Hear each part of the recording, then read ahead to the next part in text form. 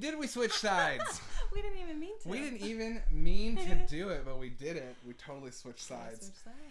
What is up, everybody? It is now slightly after 7 p.m. on a Tuesday, and no matter where you are in a video store. That's right, Stephanie. I'm one of your two clerks/hosts for the night, Adam Protextor. Oh, Protextor. I know, I said it in a new way tonight. And I am your other clerk/host, Stephanie Thoreson. And we got a fun show tonight. Let's go through the spiel of the show. First of all, hello, you are watching UltraLoop right here on twitch.tv/UltraLoop. Thank you for being here. We have fantastic content every single night of the week. So subscribe, give us that sweet, sweet subby. That's right. I'm full of the word beans tonight. Also, if you have a Prime membership, you get a free subscription, which you might already know, but we would love that subscription. This is a show where we try to create a curated digital space to hang out and talk about movies with people who want to do that, much like you would at the counter of a video store if those were open or existed. So this is a safe space to talk about movies. We only have a few rules. Don't shame anyone for not having seen something. Don't shit talk something you haven't watched. And try to watch things in context. Try not to make fun of the special effects of something that was made a long time ago. You don't be that way. Hey! Otherwise, just have fun, talk about movies. We've divided the show into 3 portions. The What Did You Watch portion, where we talk to you about what you watched. We talk to you about what we watched. Happy to give recommendations and to take them. Second part of the show will be new arrivals. It's going to be real short tonight. Only got one thing in the mail. And finally, Movie Club. And this week's Movie Club, Ryan Darbonne, our temporary roommate / guest host for the month, is going to be joining us once again to talk about our Movie Club movie a little later on in the show, which was, of course, Newlyweeds from 2013. One really fun thing about this is that we chose it last week thinking, not even putting 2 and 2 together, that the director of Newlyweeds has Judas and the Black Messiah coming out this Friday in theaters and HBO Max. So we're absolutely going to be watching that one as well. It'll be really cool to have both Shocker King movies in such tight formation. Let me check on the chat. I forgot to have my laptop, so I'm looking over here for the chat right now. Let me just boop this. Oh, Glowcat's in their car eating pizza, waiting on that. Isn't that just the way of the world? Oh. A few minutes late, finishing up watching Edward Scissorhands, and great job, nerds. More like Groovy Club. That's right. And I gotta say, I love this being a positive movie-loving space. I didn't like last week when we didn't like the Movie Club pick. That was rough. It felt rough because I felt like in disagreement with y'all too much, and I was like, I don't want to be that way. So yeah, in retrospect, I also, well, at least for me personally, it felt a little yucky. I kind of went off the rails a little bit, but hey, it happens. Hey, we try not to yuck yums, but also passion. To be honest, passion happens. Honesty. Hashtag passion happens. Hashtag the art lives in your heart. That was bad. It was very bad. That was really very bad.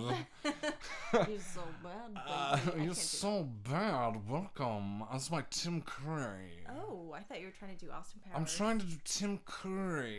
If I want to do Austin Powers, baby, baby, shagadelic. I think we can move on. No, you love it. My wife. Stop. Pathos, guess what? One of the movies I watched this week, I finally took your advice and watched Turbo Kid. So I'm really excited to talk about that. I will quickly rattle off what I watched because I have it in front of me here. Crumbs, I almost watched no new movies. I'm in the same boat as Great Job Nerds. Pretty much nothing this week. Most of you who are regulars know that we're in the process of moving. If the video store sounds like there's a little bit more of an echo. I feel like maybe there is more of an echo. There is. And you can kind of see who's, rearranging on the shelves. Look, here's the deal. We are moving, and there's boxes to the left, boxes to the right, boxes all within our sight. Our pod comes tomorrow, so here's the thing. What you see behind you, the movies that are on the shelves behind us tonight are the movies I've decided to put into storage and keep in my storage unit in Austin until the pandemic's over and I can safely move them either to our space or to back home where a lot of my collection lives. Because when I moved in here, I had to downsize my collection by about half, and when my folks were visiting, they graciously agreed. Oh no, actually it worked the other way. We visited them and took a U-Haul. They let me put it in my childhood bedroom. Yeah. So same thing's happening now, except storage units. So basically, we're having to downsize.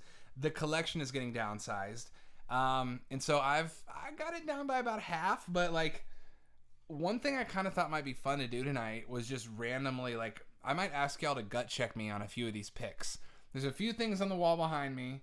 I tried to make my decision based on, is this super easy to stream? If so, I probably don't need the physical copy, unless it's like a favorite movie. Yeah, special. Unless it's like a really nice copy or something. So, I don't know. Very hard decisions. But I have a few that I pulled out that I just think are like, oh, I love these movies. I want to talk about these movies. Are these on streaming? I don't know. I keep telling Adam that I think that actually paring down what we have physically with us will entice us to ironically watch more. I think we will watch more of the physical. Collection. Yeah. Because we won't have that option fatigue. I get overwhelmed. Well, now, to be honest with you, Stephanie, that's kind of the ultimate dream. Is I agree that when it's just a wall full of movies, I too get overwhelmed. But the dream is to ultimately have a video store. That feels more manageable to be able to like walk through and that's like what I'm really saying. Peruse. Because like, then you get to browse. Section. Then you get to say, I'm renting these too, and you force yourself to watch those. Oh, you better not charge me. I try to do that. Charge you. I try to do that. Like, I try to rent stuff from the wall, but it isn't the same vibe. But yeah, what's behind us is going in storage. I already see some favorites out there. It's gonna be second guessing. Well, the only one I'm second guessing. Let me just talk about it real quick. Is this movie 2LDK, which was made as part of the Dual film project in Japan in 2003. The other movie of which was called Versus and is a much more successful movie. 2LDK is my preferred of the two. It's 70 minutes long. It's about two roommates, like young, early 20s girls who move in together and realize they're competing for the same audition as actresses. And things just escalate between them from passive aggression to chainsaw and samurai sword fighting. And it's bloody and awesome and really fun. And I might bring it with because I just looked it up and you can't find it streaming anywhere. I was going to make it my staff pick, and then I realized I think you have to buy this DVD. And that is what freaks me out, is that I'm going to pack something up that I'm like, oh, you can't stream that. Yeah. Anyway. We hear it. We got some action in the chat. We do. Some Sorry. Chat. That's hard. Action. Okay. You just want to go from the top? Yeah. Okay. Let's talk about what y'all watched, and then I'll rattle my list off. The Proposition, Australian Western, Great and Bleak. I really love that movie. It's been years. I think I saw it. I haven't seen that movie since theaters. That's Nick Cave's movie, right? Nick Cave directed that? Oh, interesting. Am I right about that? Great job, nerds. Also, Vineet, I'm curious. I've heard so many things about Search Party. I know that the 4th season or 5th season just premiered. Curious what you think. I was having a friend was recommending Search Party to me just yesterday. Oh. Mm-hmm. They said it was like Schitt's Creek, but a thriller. Yeah. Very interested in that. We do have some TV we can get into for Steph's TV corner. Oh boy. Which I forgot to do. I gotta make. Don't worry, it's Steph's not. TV I don't have anything prepared. All I can think about is boxes and moving tape. Well, we watched Sex and the City. We did. We are watching through Sex and the City. I did mention that last week in my pseudo Steph's movie corner. I think we should keep going through that. Yeah. Some SATC. Pathos, watch The Big Green. Oh, that's a fun one. That was heavy on the rotation in my house when I was growing up. I've never seen The Big Green. Really? Uh-huh. Soccer movie. I know. I think that's why. You're against soccer. No, I was like... Strictly no soccer. Can I tell you what it was? I know this is like the most pretentious little kid thing ever. Does that surprise you? Not at all. Not at all that you prefaced it with, this is pretentious. I feel bad. This is the truth. I actually had this come up at work the other day. Was it... Pathos, was this at work or did we talk about this on the Monday stream? I forget where I had this conversation. My apologies, y'all. No, it's just that I loved The Sandlot, and when I loved The Sandlot, and I loved Mighty Ducks. And when Big Green came out, I remember seeing the trailer and saying, they're just marketing this to me because I like Mighty Ducks. Yeah, probably. And then this is another sport. I have my sports movie. I mean, objectively, the Big Green, well, at least to my memory, does not compare to Mighty Ducks D2. I want to watch it because I'm so curious, because as a kid, I violated one of the rules of this show, which is I judged something I hadn't seen. I figured I'd already seen it, but I liked hockey more. That was my thinking. That was it. I remember it being more of like an outright silly, slapsticky kind of sports. I remember there being the cover is the kid from The Sandlot getting a soccer ball in his groin, right? Yeah, the redhead. Yeah. Right? Yeah. Yeah. Yeah. Yeah. Yeah. Yeah. Mm-hmm. Yeah. Was anyone else ever thrown off in The Sandlot by the like old-timey baseball stuff that felt like... I was confused. I was like, what? This seems very old. Yeah. Where are we going? Old. Okay. All right. Looks like Glowcat has a little list here. Ooh, I want to hear your thoughts on basically all of these. Okay. I've never seen The Intruder. That's not... The Intruder isn't... Is The Intruder Bill Pullman? Is that... No. Bill Paxton? Is The Intruder Bill Paxton? The whole 9 yards I haven't seen since it first came out on tape. Return of the Killer Tomatoes I haven't seen since I was a kid. And Regular Show I haven't seen for like 8 years. Possessor Uncut, I really, really want to watch Possessor. That's Brandon Cronenberg's son's movie. Or David Cronenberg's son Brandon's movie. Interesting. And Great Job Nerds was recommending it to us, I think, last week. So now it's a double tap rec. Okay, I'm trying to catch up with the chat here because I feel like we keep referencing things and talking about things, and then we'll work our way down. I think it's interesting that Pathos says they found the Big Green to be a little more serious than Mighty Ducks, which is weird. I remember it being the opposite, but to be fair, I saw Mighty Ducks a lot more than I saw the Big Green. Oh, maybe there was like a divorce subplot with the Big Green or something like that. I don't remember. Flag on the play of relationship. Play. Holding. That's not a soccer thing. Oh, no, but it was. Did he? Okay, we'll get to that. Okay, Hulu is the R-rated cut of Possessor. Cool. Okay, you can also rent it. Literally $3 more to own. Cool. I might want to get the Blu-ray of that. Perhaps. Okay.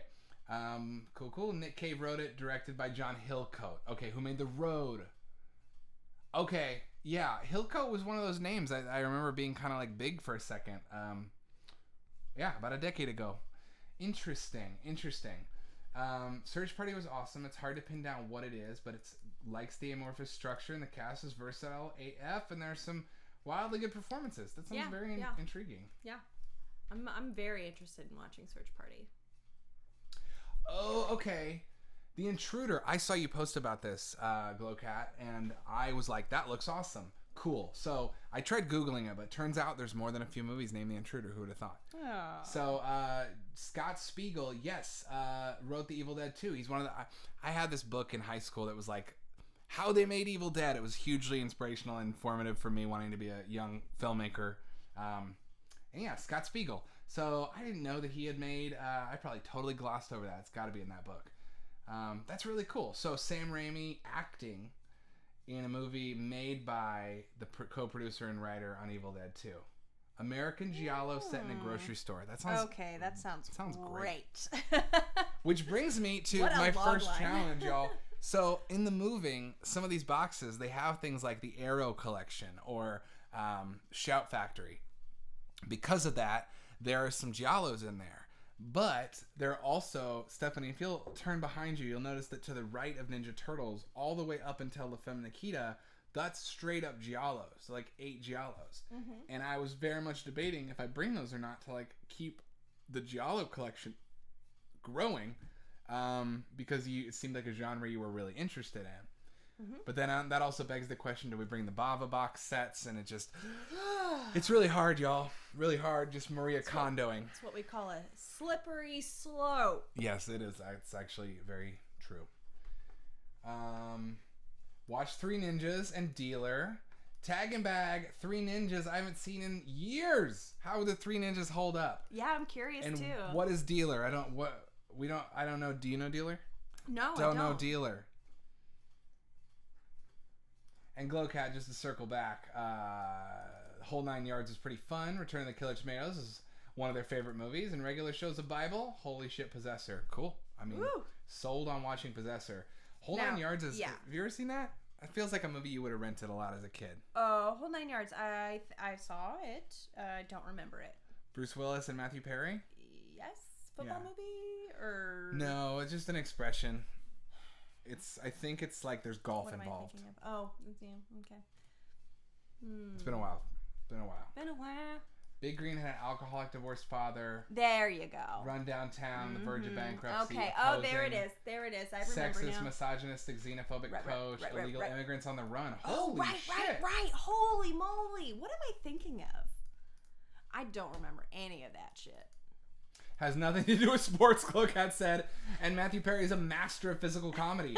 I mean, Matthew Perry, I feel like a lot of those Friends actors got really put in a box. I agree. I think, like, you see, Jennifer Aniston has really amazing timing and great comedic chops. And I think, because of her character on Friends, people kind of boxed her in thinking she was, like, dumb, like, very much her character. Mm-hmm. But really, she's a really smart comedic actor.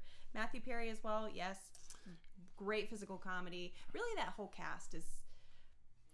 that's really why the show was so successful. Because, their chemistry was really great. I mean, it's 1 in a million roll of the dice there. And their comedic timing is all really exceptional. I want to see more physicality from Matthew Perry, because, I mean, I can remember the big moments on Friends. Yes. But I would love to see like Whole 9 Yards again. Because that kind of reminds me of the same sort of, like, Hitman in the Neighborhood comedy vibe of, like, The Big Hit. Yeah. I feel like the 90s were coming off of the high of, like, gangster movies, like Tarantino and Scorsese in the early 90s, and because of that, everyone wanted to do, like, gangland comedies in the second half of the decade. I'd love to rewatch some of those. Also, speaking of unappreciated masters of physical comedy, I gotta throw a big one out there for my man Chris Kattan in Monkey Bone, in one of, I think, the best physical performances of all time. Super slept on. Monkey Bone's great. You have talked about Chris Kattan and Monkey Bone more than once. Hashtag Chris Kattan in Monkey Bone. Hashtag Chris Kattan and Monkey Bone. Hashtag Monkey Bone starring Chris Kattan. Hashtag Chris Kattan physical comedy. Well, I wouldn't say Monkey Bone is starring Chris Kattan. Hashtag I'd say Monkey Bone featuring Chris Kattan in his physical comedy. That's right. Well, he plays a gymnast with a broken neck. I know. It's very good. You've shown me. Look. I have not shown you. You have shown me clips. Oh, I've shown you. You have shown me clips. Whatever. Whatever. Dealer was weird on Prime. Some regular guy is forced to make drug drops. At one point, he does a line of what is assumed as DMT. Pretty wild. Three Ninjas was better. Word. Okay. Yeah, a professional killer moving in next door to Matthew Perry. Like, I feel like Get Shorty, Whole 9 Yards, big hit. There was a lot of, like, hitmen interacting with normies. Yeah. There was, like, a vibe of that, or like a mini genre movement in comedies of, like, mobster/assassin comedy. Yeah. Interesting. I was just thinking about, like, when release dates and box offices were, like, that's, really the peak of that. How there was that sort of copycat syndrome a lot more than there is now. Mm-hmm. Hi, Hello, cat. child. You said the word cat and the cat appeared. Did somebody say cat? It's also like 7 minutes before his dinner. Oh. Mm-hmm. There's that meow. He's right on time. So, someone else had me thinking about something else up in here. Oh, Three Ninjas. Three Ninjas. And then Great Job Nerd said Surf Ninjas is better. Surf Ninjas, if I recall correctly, has Leslie Nielsen as like a cyborg bad guy. Am I correct? And he ends up electrocuted by surf water? By ocean water? Surf water. Surf water. You know, the water that you surf upon. Here's the regular water. Here's the surf water. Am I right about that? Surf Ninjas, 1993. Three Ninjas, who did it first, 1992. But we were talking about this last week, about literally American Ninja, and then Ninja in kids stuff. Ninja Turtles changed the game. We forgot to set up the little laptop. So Ernie Reyes Jr. and Sr. Yeah, that's right. They're in that too.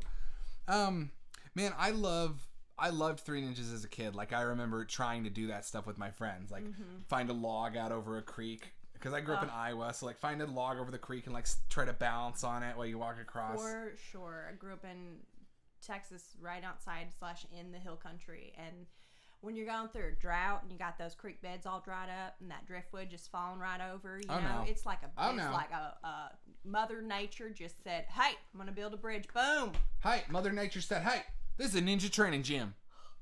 So boom. So good. Situated. You my wife. Oh, no. Okay. I have a fun story about Three Ninjas Strike Back. And that is that I went to see it in theaters with my parents at the Springfield 8 or something in Springfield, Missouri. I don't know why, but the trailer before Three Ninjas, it was Kickback. Three Ninjas Kickback, the sequel.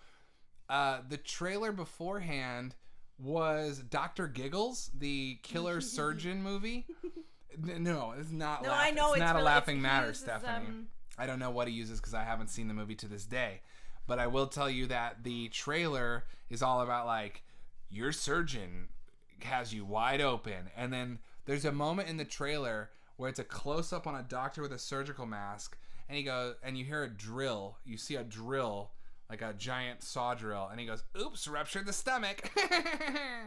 And I ran out of the theater crying. And for a year, my mom had to come get me after the trailers were over for every movie we saw for a year because I was so afraid I was going to see that fucking trailer again. Oh, no. She also called the theater to complain about an R-rated horror trailer being before Three Ninjas.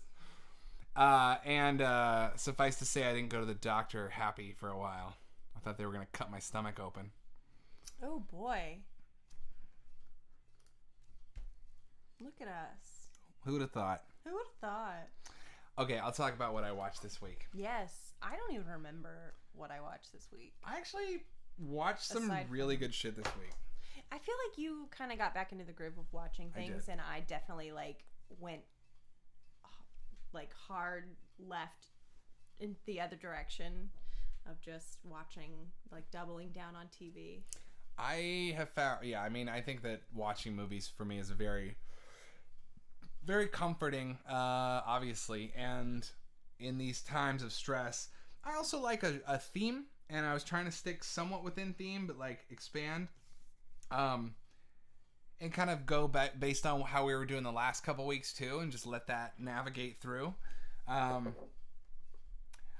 do want to play a fun game though if we get into genres here. Let's talk about what we're talking about. We're talking about Three Ninjas. We're talking about Three Ninjas Kickback, Big Green, Sandlot, Whole Nine Yards. I want to know everybody's favorite gruesome. It is gruesome. I want to know everybody's favorite, like, what's the best way to put this?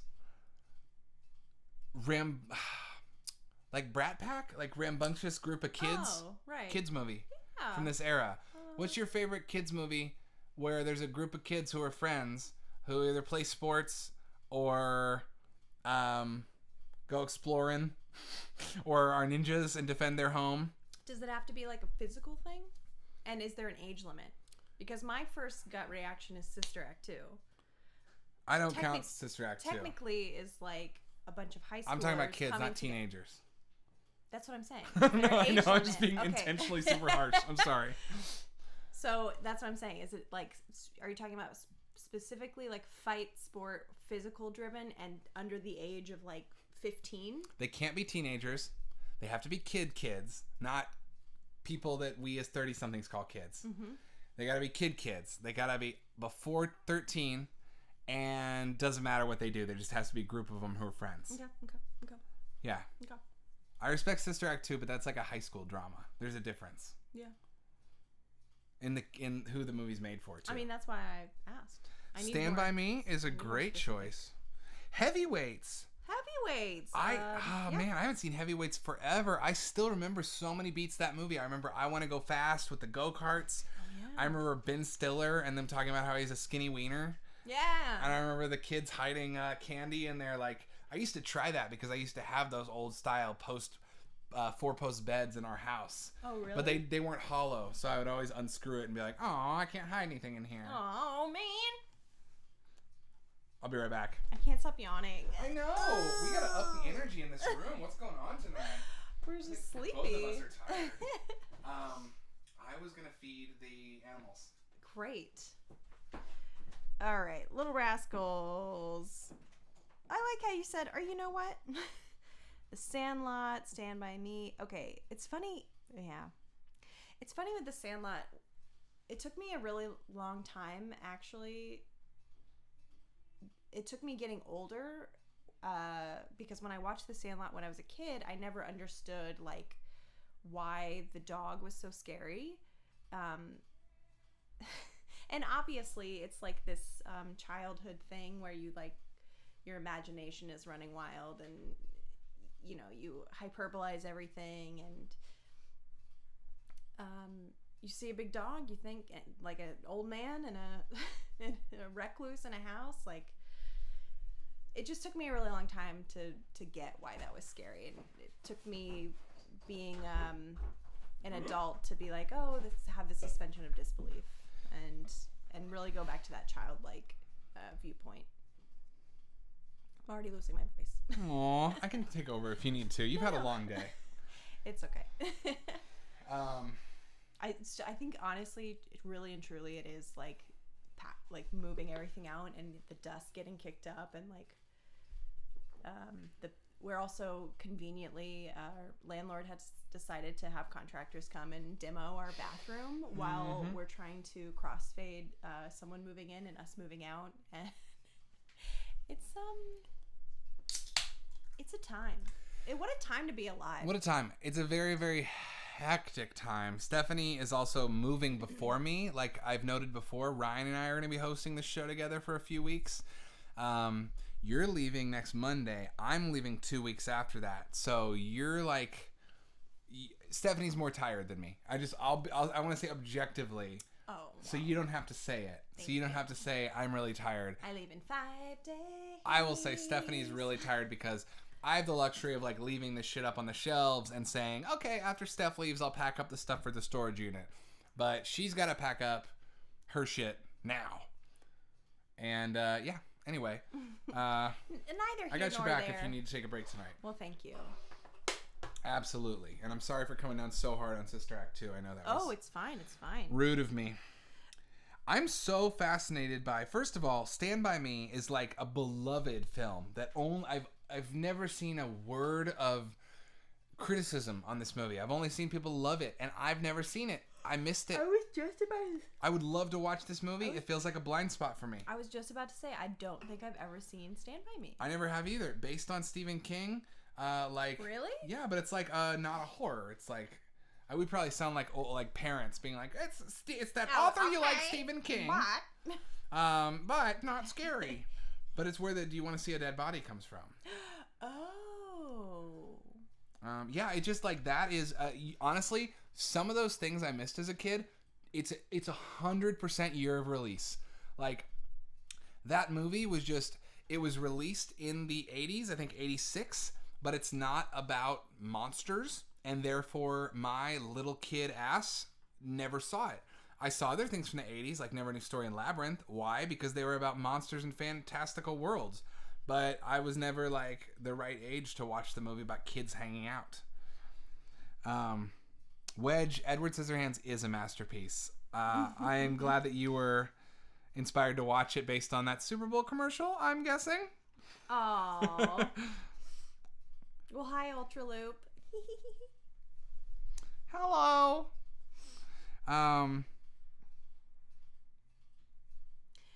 Oh, nice, Glue. Oh, okay, I got you, Glow. I read you had me in the first half, not gonna lie. Yeah, Glowcat's Sandlot comment. I was like, oh, you had it all. Oh, you get tired of it. Yeah, that makes sense. I'm fascinated by Great Job Nerds, Little Rascals, a movie I had only seen, again, as a kid. Me too. The only thing I remember from Little Rascals is Alfalfa. And by that, I mean, I remember that... Sequence in the boat where he sings? Nope. I remember that he has painted on freckles and his hair sticks up like this. Did you watch Little Rascals, the original Little Rascals? I didn't know that there was an original and a not original. Am I making a discovery? You are. Oh no. I want to discover what year. I want to say it's the 30s. Oh, no, I've never seen that. Okay, Our Gang was the name of the show. Our Gang, original 1922. Dang, yeah. 20s and 30s. Oh, they went up to the 50s. The Little Rascals, man, they had some bank on them. They had some bank legs. Yeah, Little Rascals been around. I used to watch I used to watch the 40s and 50s Little Rascals as a kid. Oh, really? My babysitter had them on tape on VHS, and she would play them for me. And I remember the one episode I loved was they sneak into a giant's house.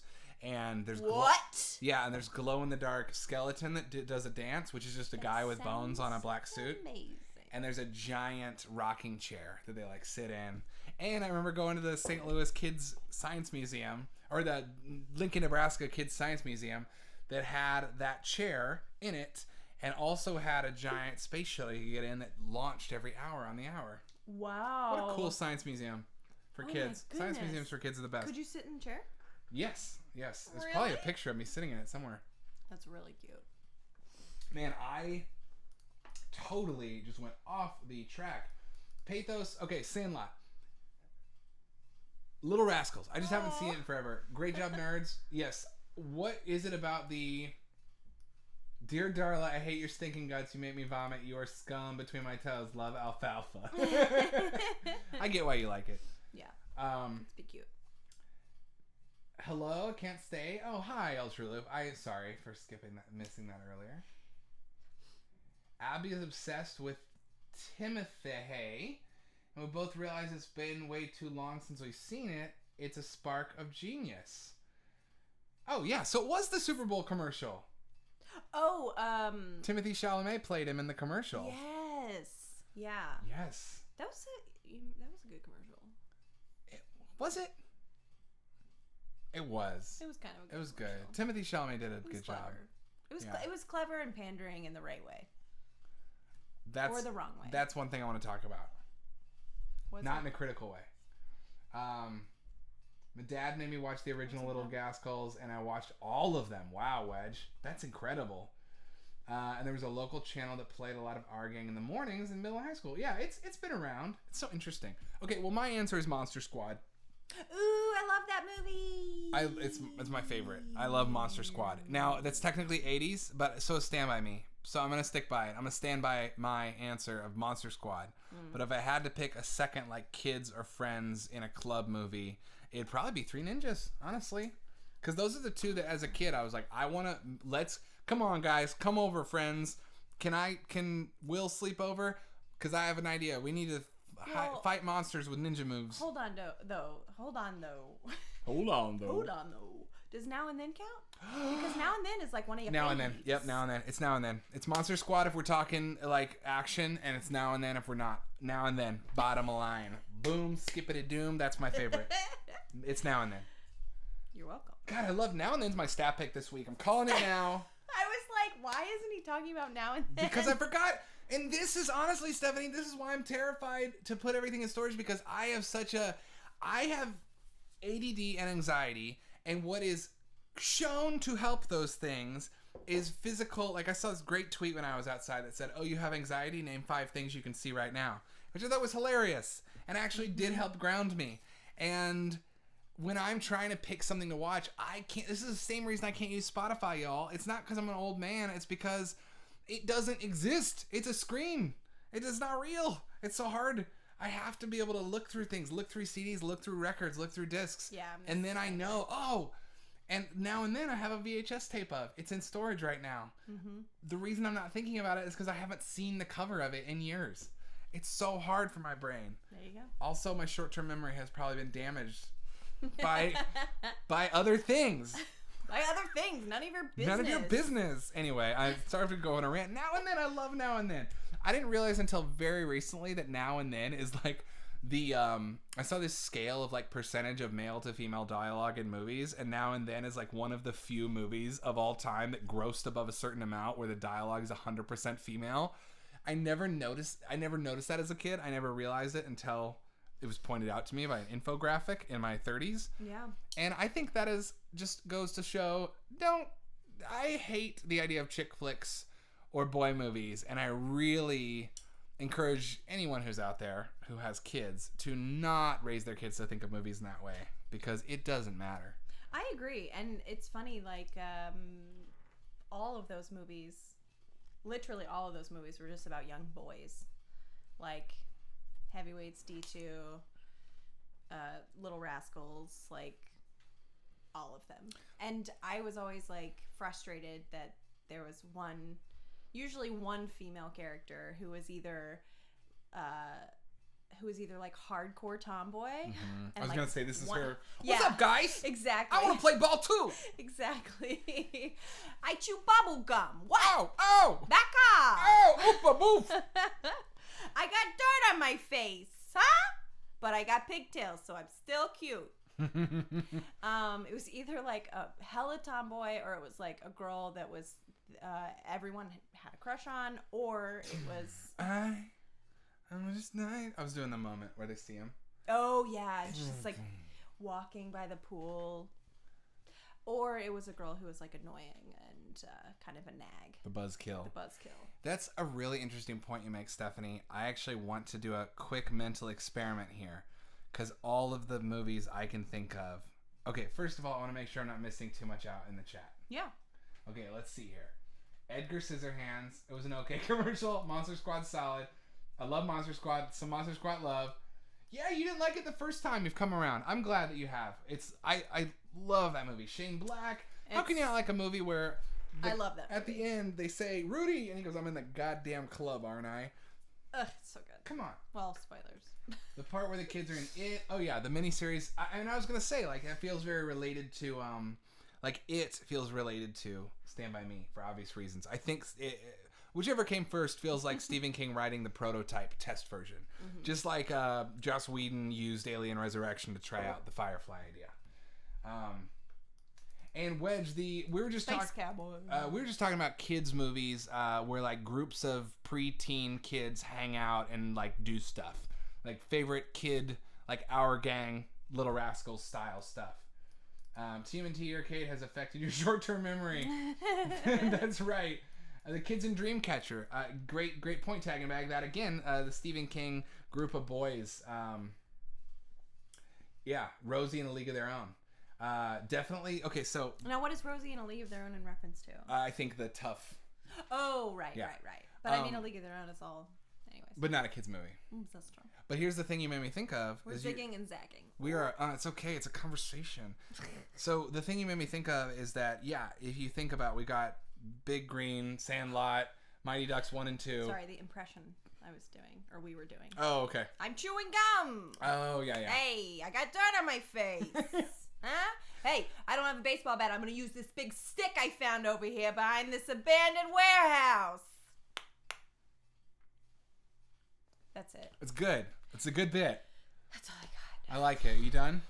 I think I'm done. I mean, I didn't mean like, no, I didn't mean like, are you done with your impression? I meant like, are you feeling sapped of energy? Was that it for you? That was it. That was the last, the fake tap of the, I was gonna say, stick back. I saw the like the life just drained I from saw my it go out of eyes. your eyes. When I said, are you done? I didn't mean to sound like a dick. Like, are you done? I meant like, will you shut up? Was that it for the day? 'Cause feels like you sapped yourself. The Goonies. Okay, perfect. Okay, Goonies, Monster Squad, Stand By Me. We got all the sports movies, etc., etc. Then we got Now and Then, which is just about women reminiscing on their childhood, and it's just about girls hanging out and having fun. Great movie. However, you're saying all the movies you saw were groups of kids. They were all boys. Mm-hmm. Yeah, most of them. What I'm wondering is, can we think of any hangout movies that were girls hanging out, that were movies?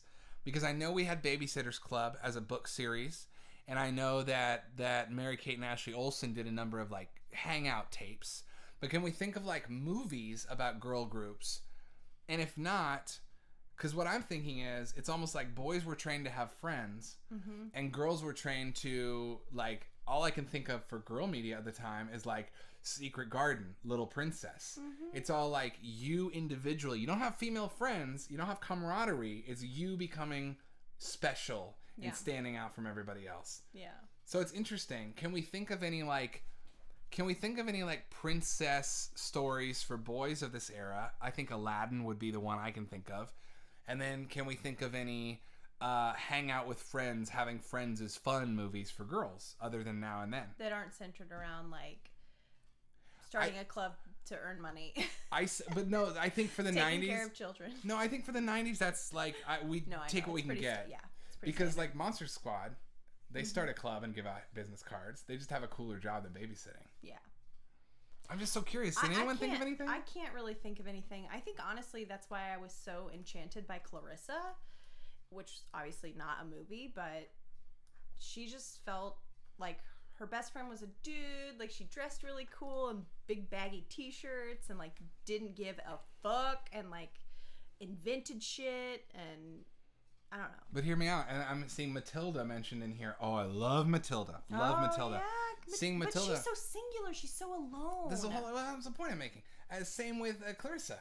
They're both special girls. They're not princesses in the sense that they have a pretty dress and magical wands, but it's the princess treatment. It's, you're not like other girls. You're different. You're a genius. You're telekinetic. You programmed a computer game and have the best fashion of anyone alive.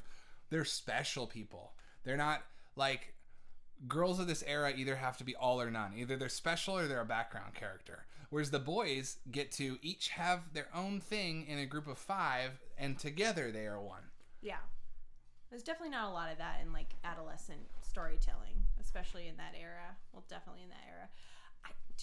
Parent Trap? Sorry. Oh, yeah. Parent Trap is fun.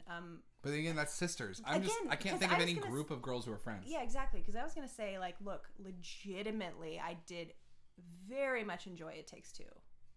I watched it a lot growing up. But it is sisters, and it's playing 2 archetypes against each other, the hardcore tomboy and the spoiled princess.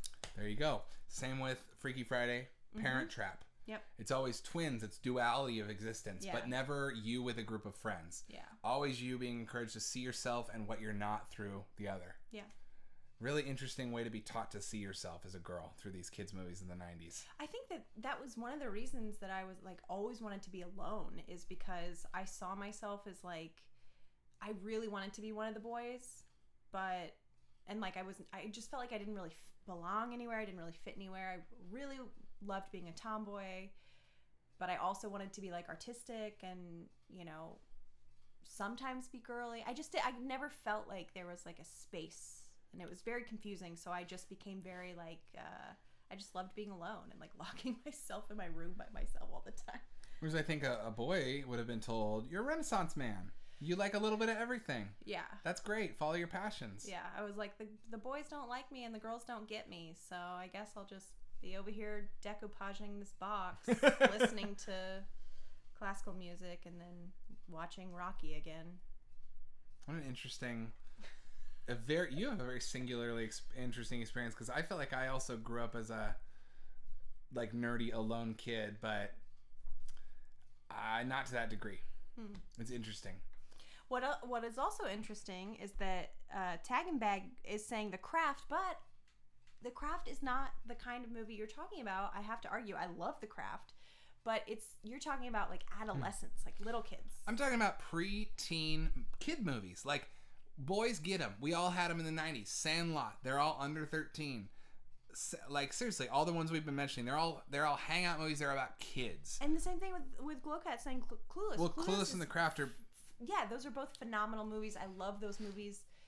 Very female-driven. Well, because girls don't... You know what it is? Girls don't get to see themselves reflected in a friend group in a movie until they hit puberty. Exactly. And so, like, that's why you have... When they can be objects of desire. There you go. Then they can be... Once they can be a sexual object, put them in the movie. Yeah. Then you got Clueless and The Craft for sure. 2 of my favorite movies.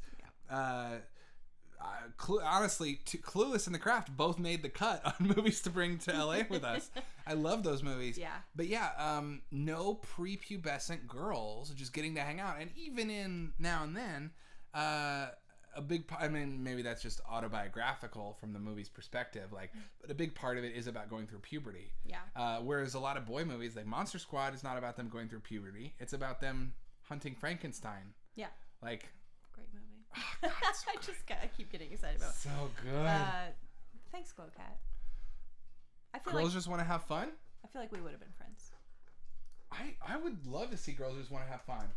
But isn't that also a teenage girl movie? I'm telling y'all, there are no movies about girls under the age of 13 hanging out just being friends that don't have the word babysitter in the title. There was this one movie that I had a... Wait, are we close? Oh, no, SJP and Helen Hunt are in that. They're too old. I would love to watch this movie, but... Yeah. But they look like high schoolers to me.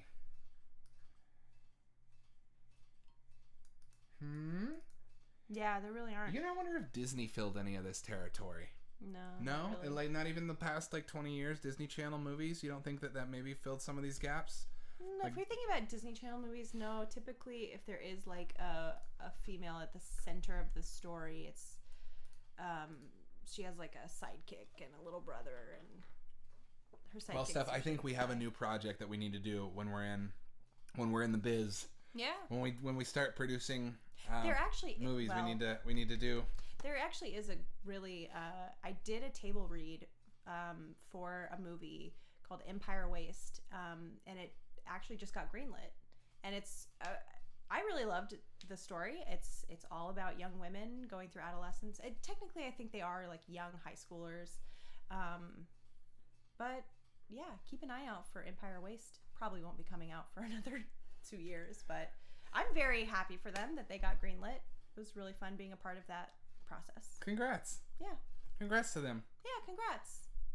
Check it out. Empire Waste movie. I'm sorry. I can't stop thinking about how this all plays into our culture's insistence that men be treated like they're precocious 12-year-old boys and girls be treated like they're responsible but sexual 16-year-olds. Mm-hmm.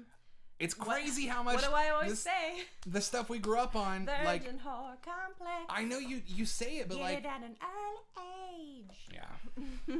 I mean, I feel like I actually had a rhyme I wrote about you, or no, I wrote about someone else, but it was got drunk with a feminist. Now I'm seeing double standards. Anyway, yes. And Mean Girls, yes, Mean Girls. And Heathers. Ooh, want to watch Heathers again. See, and these are all great. And that's the thing. Look, here's the thing. Here's what this is proving, is that when you actually make the movie centered around all of these women, it is fucking fire. Well, these Clueless, are also teenage Mean girls, Girls, though. The Craft. No, I'm saying, yes, it's of a certain age, but wouldn't it be interesting if we could translate that into something that is just as exciting and powerful and dynamic, but you heard it here first, y'all. You heard it here first. Here's my idea. If anyone steals this, well, Godspeed. I hope you do it right. Here's the idea. It's a Monster Squad sequel. Okay? Mm-hmm. This is actually, I'm going to borrow a friend. Years ago, a friend of mine had an idea to do a Monster Squad sequel, except the monsters are all monsters of our generation, which would be a rights issue, like moving a mountain. But basically, instead of it being the Universal classic monsters, it'd be the 80s classic slashers that the kids have to team up to fight. Speak softly. I know, right? It's a great idea. It's not my idea. But you basically have an evil movie fan assembling Freddy, Jason, Mike, Leprechaun, Chucky, as a new Monster Squad and a group. And then here's my idea. We make it the Monster Squad, but we make it the kids from the original grown up with their kids, and it's their daughters who are into monsters, and it's all girl Monster Squad. I'm writing it. Write it. Let's do it. I'm writing it. It's going to be a completely unsexual, 100% made for kids movie. Because even in Monster Squad, the one girl character who's not the tiny little, she's bigger than this, but the tiny little cute girl is the teenage girl who lies about having sex. And they need a virgin to read it. Remember? Oh, yes. Mm-hmm. Anyway.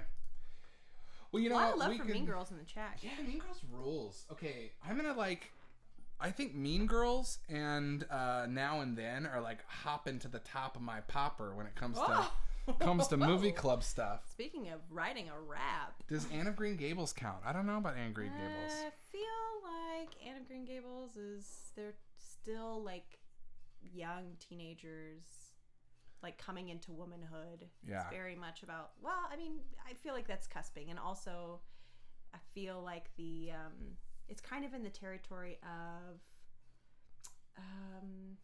not Little House, but Little Women? Oh, Little Women. Little Women. Yes, Little Women. Oh, speaking of Timothy Chalamet, Little Women. Timothy Chalamet? Timmy Chalamet? The child? The child. He looks so young. He does look He like looks a like child. a baby. He's such a baby face. Yeah, people are like, ooh, yeah. And I'm like, ooh, what? He is quite a talent, So... that Timothy Chalamet. Yeah, he is.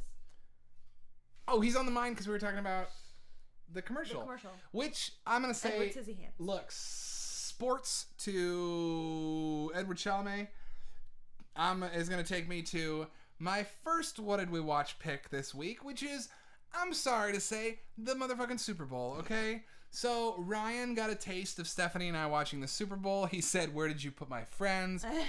We're not sports people, but I love watching the Super Bowl. And I gotta say, this year was exactly like watching Mighty Ducks 2. Because, seriously, rough. the Buccaneers this year, Tom Brady's team, were like Iceland. Brutal, winning through violence, like walking those calls as close to the edge as they could and just smacking it down and gloating the whole time like bad guys in black tracksuits getting out of a giant black Hummer with techno music playing. Yeah, we are here to beat you. It's very much their energy. And then the Kansas City Chiefs are, first of all, from the Midwest love. Second of all, Patrick Mahomes, young kid. Your heart breaks. Your heart breaks for this kid. I have to say, what Lisa Simpson said about football is how I feel. How could you not love the savage ballet that is professional football? Yeah. I am not someone who's going to watch every game, but I do love the excuse to make a big nacho plate, pick a team to root for, and get invested in the human drama. That's right, Dan. And boy, did we make a big nacho plate. We did. Did any of y'all watch the Super Bowl? And if so, did you feel the same way? Because I felt like we were like, by the end of it, feeling gut punched. It was so... it was just like draining. And it's weird because like we were saying, we don't really watch sports. I grew up watching football every week for years and years and years. And so for me, it feels like very nostalgic and you know, sort of like riding a bike. You remember everything about the experience and like watching the game. But then when you see a game like that, you're like, dang. Hurt. Ooh. Because look, I don't know if y'all even Doesn't like feel good. how football-y of a crowd we have here, but the Chiefs didn't even score a single touchdown. They had 9 points because they got 3 field goals that they like barely eked by to get those points. And then the game ends. Patrick Mahomes has the chance to throw a touchdown just to get one, just to get a touchdown. Let him get one touchdown, and they intercepted it on the last call. It was an interception. They just ran down insult the clock. to injury. It was just, boy, my tummy hurt. Oh my god. My tom hurt. All right, let's see here. Hard to watch. Indeed, tagging back. Hard to watch. Tom Brady is a dick. At least that YouTuber made $300,000. What? Wait. Wanted to watch Love Me Football. Did not have the means. Pathos, we may have used an alternate email address to get a Hulu trial for the day. If you ever want to do that, that's how you do it. So we didn't have the means either. But we hacked the system like hackers. Oh, we turned on the hacker music. I did that the other day. Yeah, it really made me laugh. It was very funny, though, because the bit was postponed by about a solid minute of ads. And so Adam was just, like, at the ready for the hacker music to pop in. And it was like, here at CarMax, we believe, blah, blah, blah. And Adam's like... But he was Googling, like, where do I buy moving boxes or something? I don't know. Well, I gotta say, even though we talked our fair amount of shit on Grandma's Boy last week, that joke stuck with me. That's what I was doing. I was doing the bit of like that over serious hacker guy. Yeah, that was I did love that character. Yeah. They don't deserve Mahomes. He was doing his best and getting no help. Yes. Thank you, Wedge. I agree. Completely agree. Oh my God, completely agree. That poor kid's face, just looking at heartbreak while Tom Brady walks around. Ugh. So Ugh. cocky. So cocky. Tom Brady's like a frosted flake. That's like what I see is just, you know? Is that what you see? It's just like, you know? Tom Brady, and also the back of Tom Brady's helmet said "End Racism." Everyone else had Black Lives Matter or names of victims of police violence. Tom Brady with his fucking "I don't want to lose any right-wing fans." End racism. Yeah. How do I make this middle road bullshit? middle Fuck road. Tom Brady. You heard it right here at the video store. Remember, you heard it here first. At the video store. Our news and reviews are the best of the worst. I hear that's great. Say that. Thank you. I love It's from a pathos. musical. Yes. And you had a oh dang! Someone won because they had a bet on a streaker. Amazing. Oh, it's funny that you didn't even get to see the striker. Yeah. They just like cut the cameras. Well, at that point I was like, Don't give that striker airtime. Yeah, at that point it was like down in the game, and Mahomes was looking so sad. And then when they had to pause the game to allow the streaker to be cleared, it was just like at that point, dude, that's like running into a funeral with a birthday cake. Wrong energy. Ooh, wrong energy. Yep, Wedge is absolutely right. Okay, well that was one thing I watched this week was the Super Bowl. Yeah. I know we're not. Interesting. We just had a little aside, a little sports aside. Yeah, I mean It happens once a year. It's televised drama. It's a collective national event that we watch together. And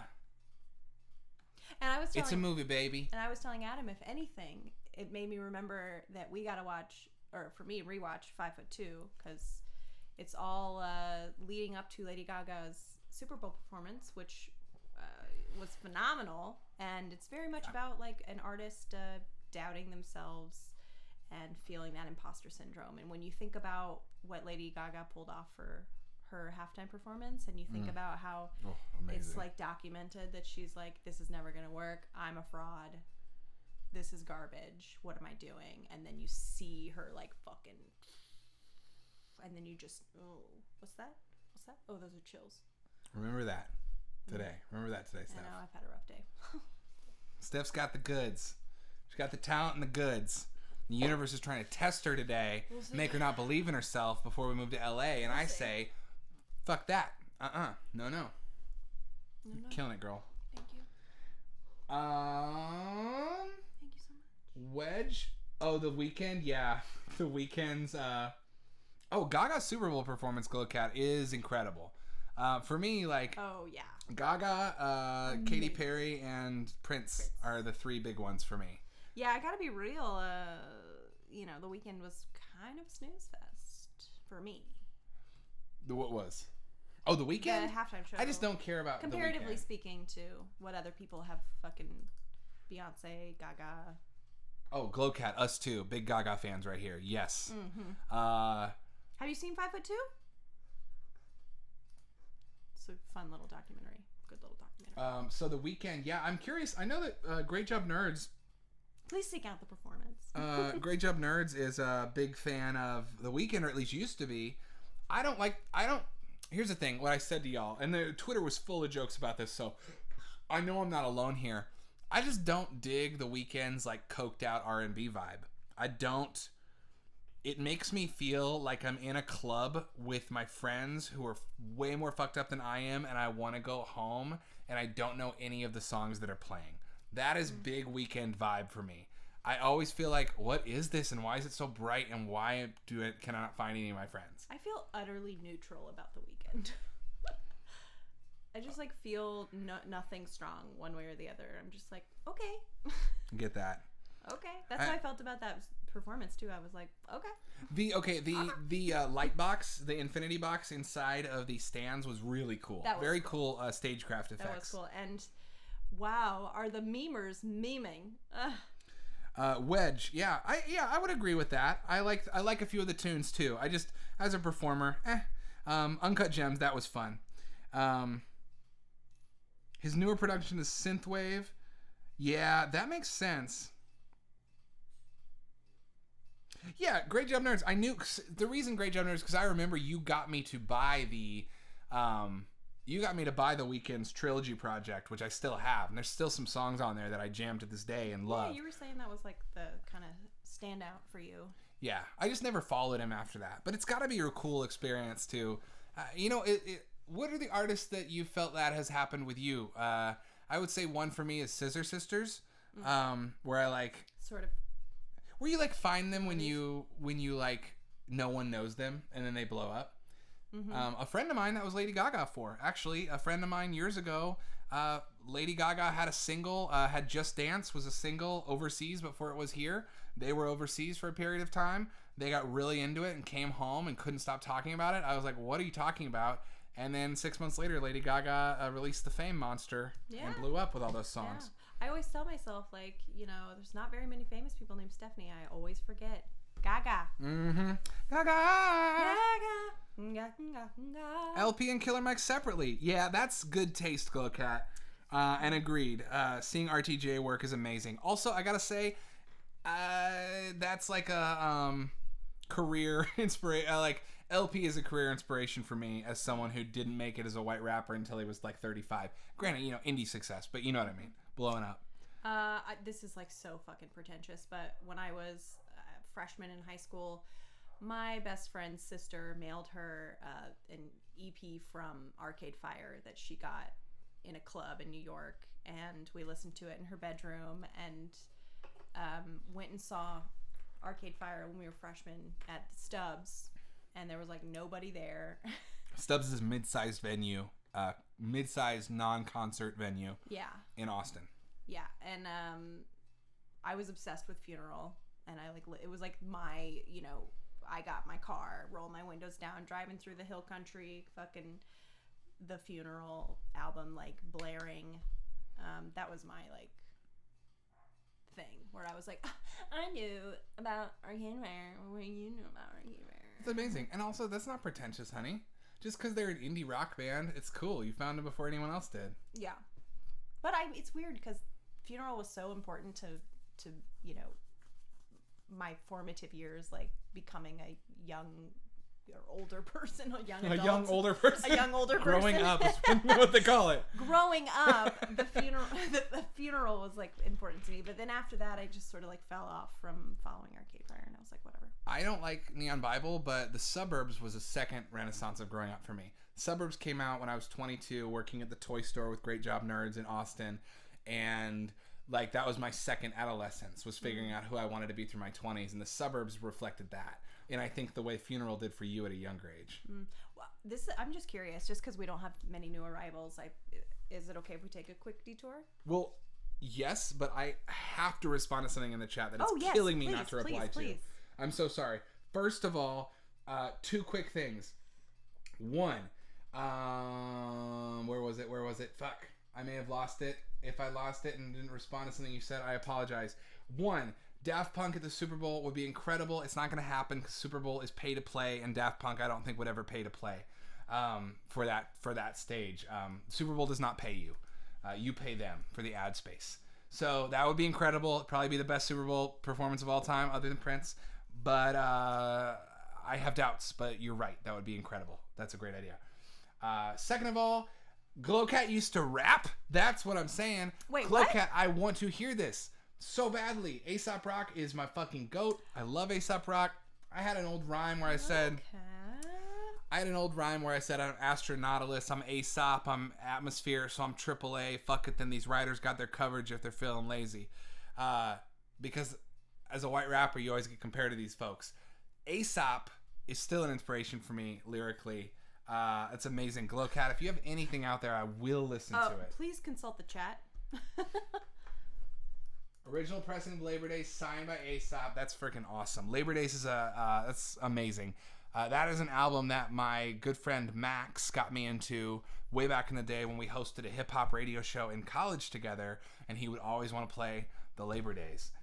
Amazing. That's fucking dope.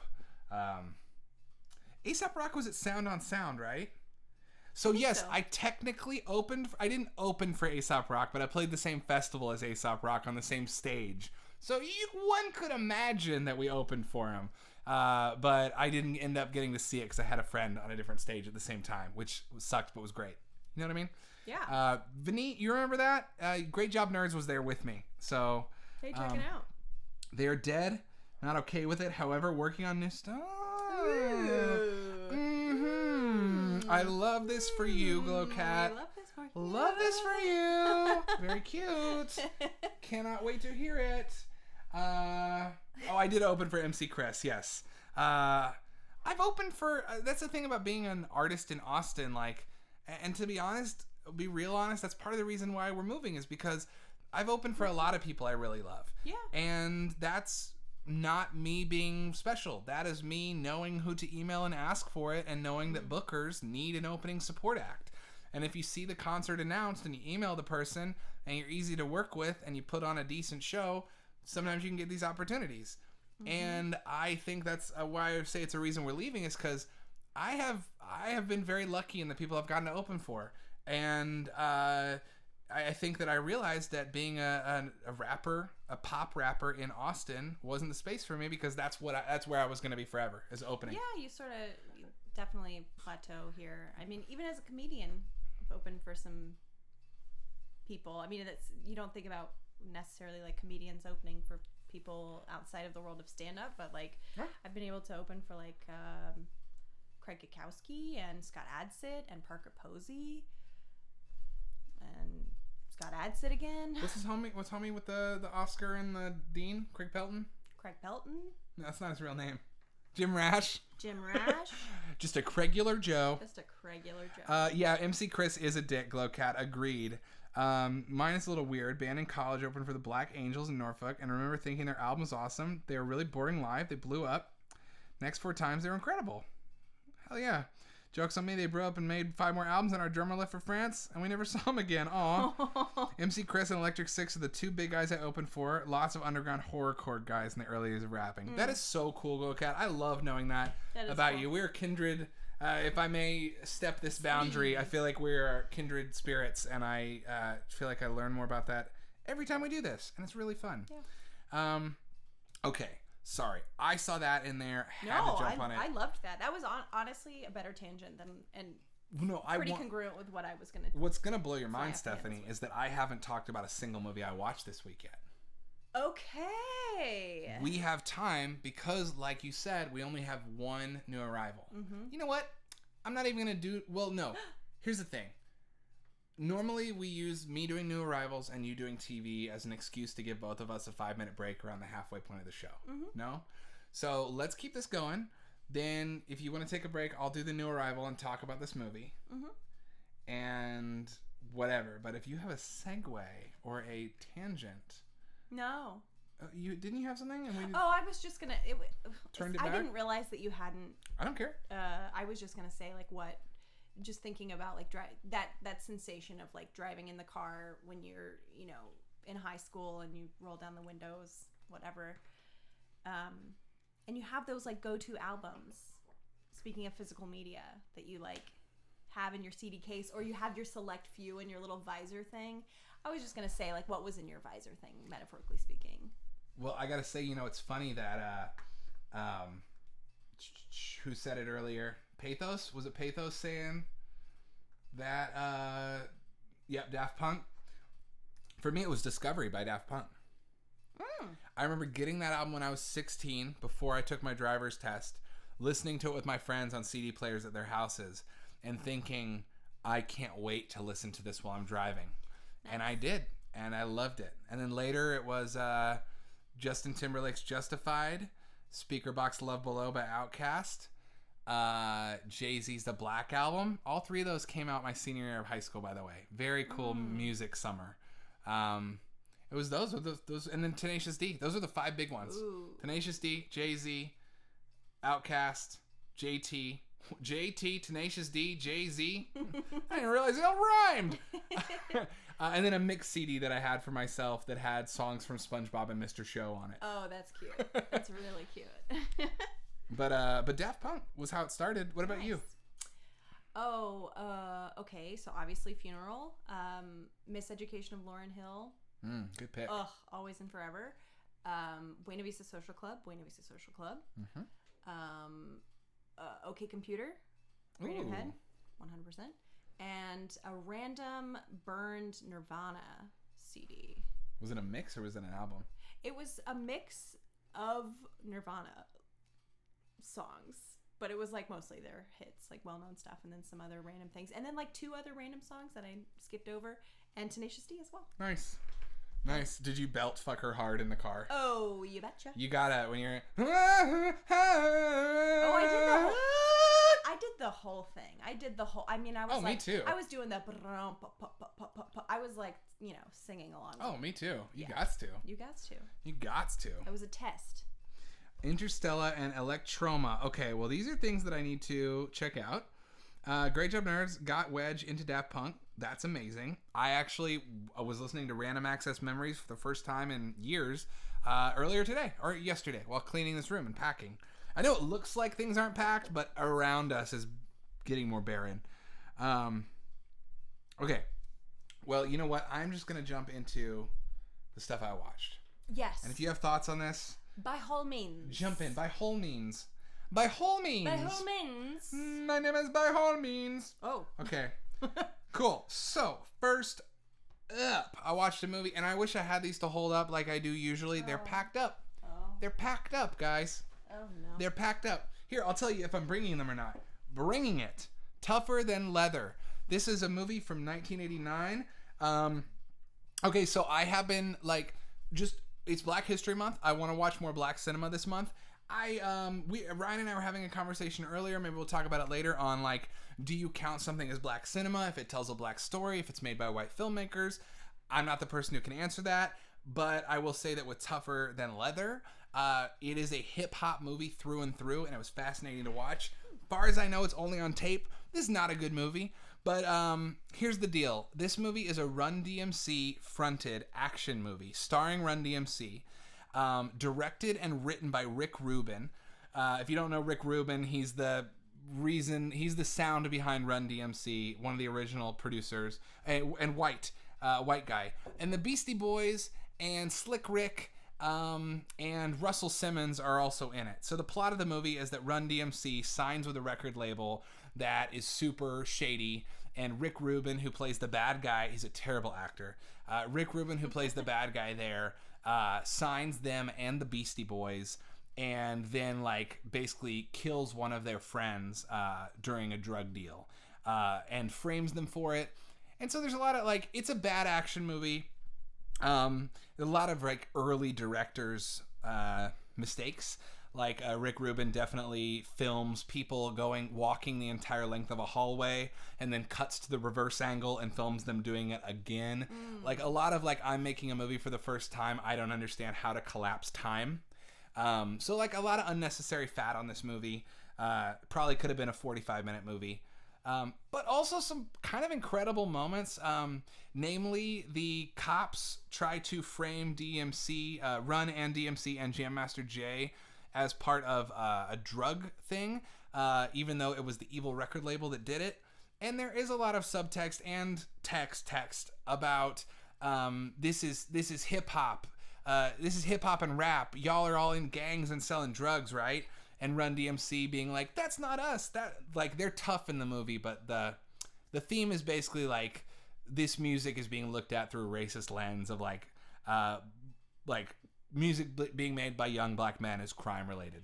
So this movie is definitely sticking up for hip hop, and it's 1989 when it was made, so it's right on the cusp of hip hop really blowing up to the mainstream in the 90s, and kind of pre-gangster rap in many ways. So it's interesting seeing a group like Run DMC, who are not known as gangster rap MCs. They're known as crossover white America rock and roll appeal MCs. They collabed with Aerosmith, after all. They helped, and Russell Simmons and Def Jam, it all helped make hip hop the mainstream cross-cultural united force that it is today.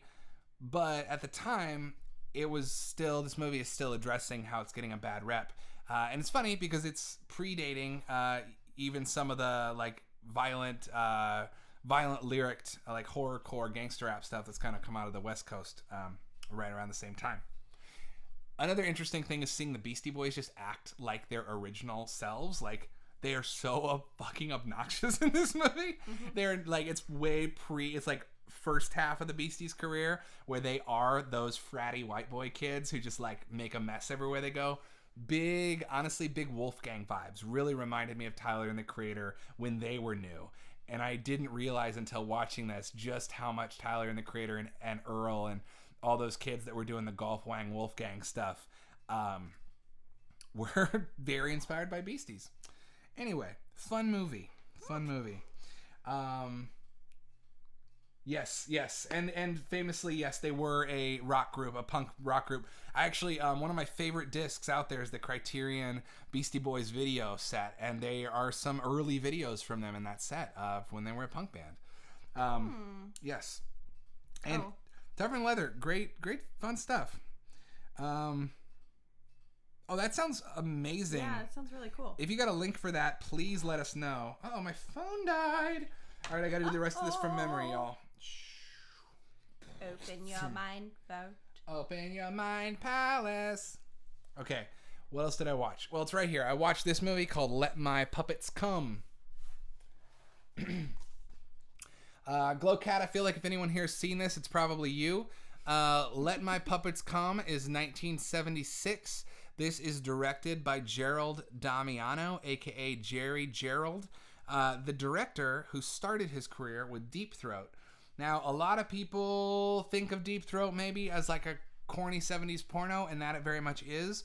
But Deep Throat is also from the era in which pornos were movies and had plots and full-ass run times. Mm-hmm. And Deep Throat is meant to be a comedy. It's meant to be a comedy about a woman whose clitoris is in the back of her throat. Did you know that's what it's about? You're like, hilarious. No, I did know that's what it's about. Let My Puppets Come is trashy as shit, but it's basically like all these 70s porn archetypes in puppet form, including a Pornocchio.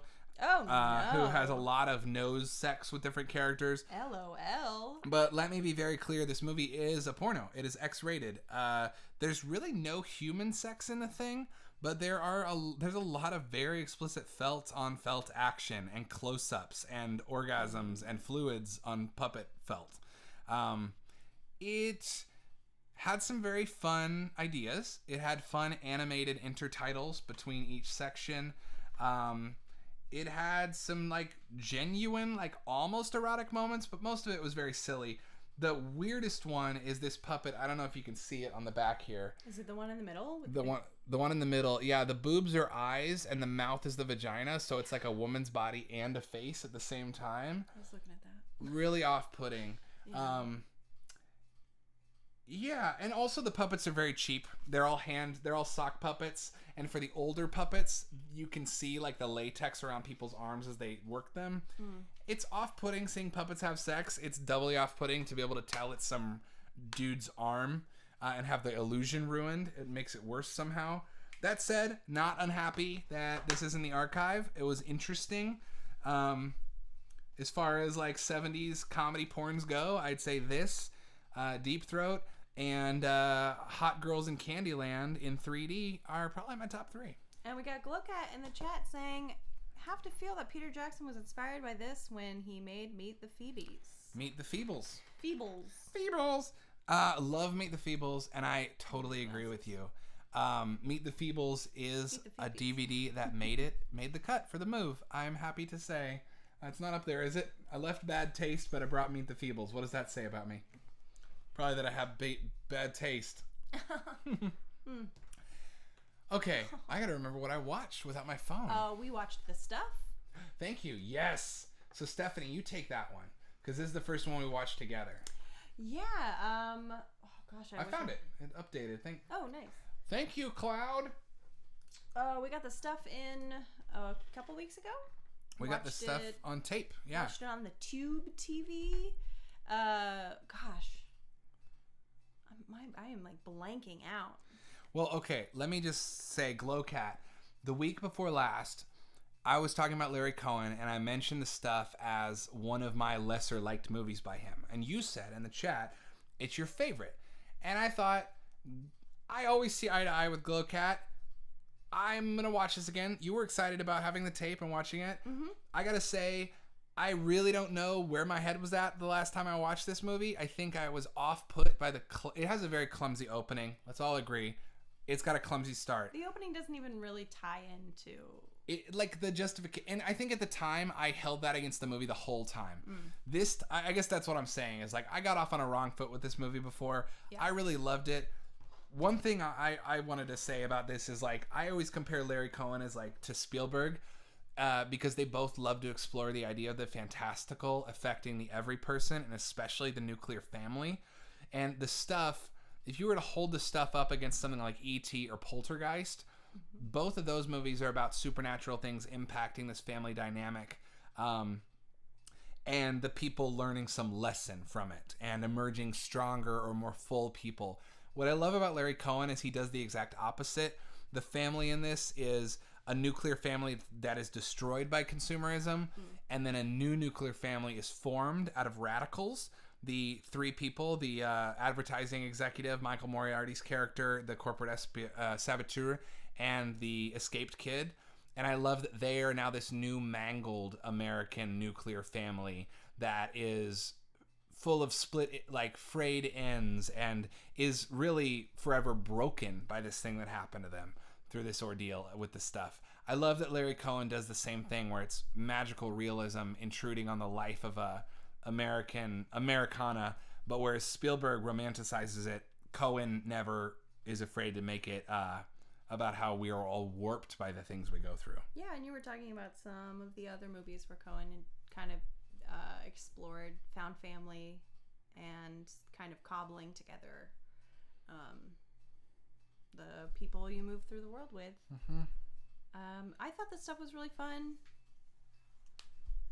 I'm sorry. I feel like so did tired. I talk too much and take it out of you? No, it's okay. I'm so tired. I'm like, I feel like that's like all I was gonna say is what that stuff we talked about. So that's what I had. It's gone. No, there's more. That was like no, this stuff was really fun. I really enjoyed it. It was interesting because it's obviously a movie that's trying to say something about like capitalism and consumerism, but it feels like it's also trying to say something about everything and kind of folds in on itself and says nothing about everything because it's trying. I don't know. I just feel like it was so unclear as to like where the parable or whatever was supposed to come into play, because it was like oil and you know, diet culture and pushing things to, you know, I don't know. I got nothing. My mind is this is a bowl and this is some oatmeal. No, take a second because you're on to remembering it, because this is exactly what we're touching on. It was your point after we saw it. Yeah. Because I said the family thing, but I've written about that with Larry Cohen before, so I knew I had that preloaded. Yeah. You had some observations though that you're reminding me of. Mm-hmm. One is the idea that it's about everything and nothing. That the stuff becomes, the stuff is literally like a white goop. Like it is a cipher onto which you can map anything. Anything, yeah. But I think the thing that threw us both off was we were like, especially with Paul Sorvino's character. Mm-hmm.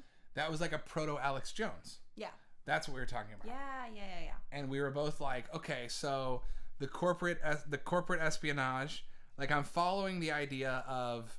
I'm with you on the very obvious, like, consumerism destroying people. Mm-hmm. But then once they go to the Alex Jones guy to incorporate his conspiracies into the whole thing, I wonder, like, I think maybe it's just Larry Cohen being playful with the idea of what if the conspiracy nuts are right? Yeah, definitely felt oddly, well, not oddly, but, you know, relevant.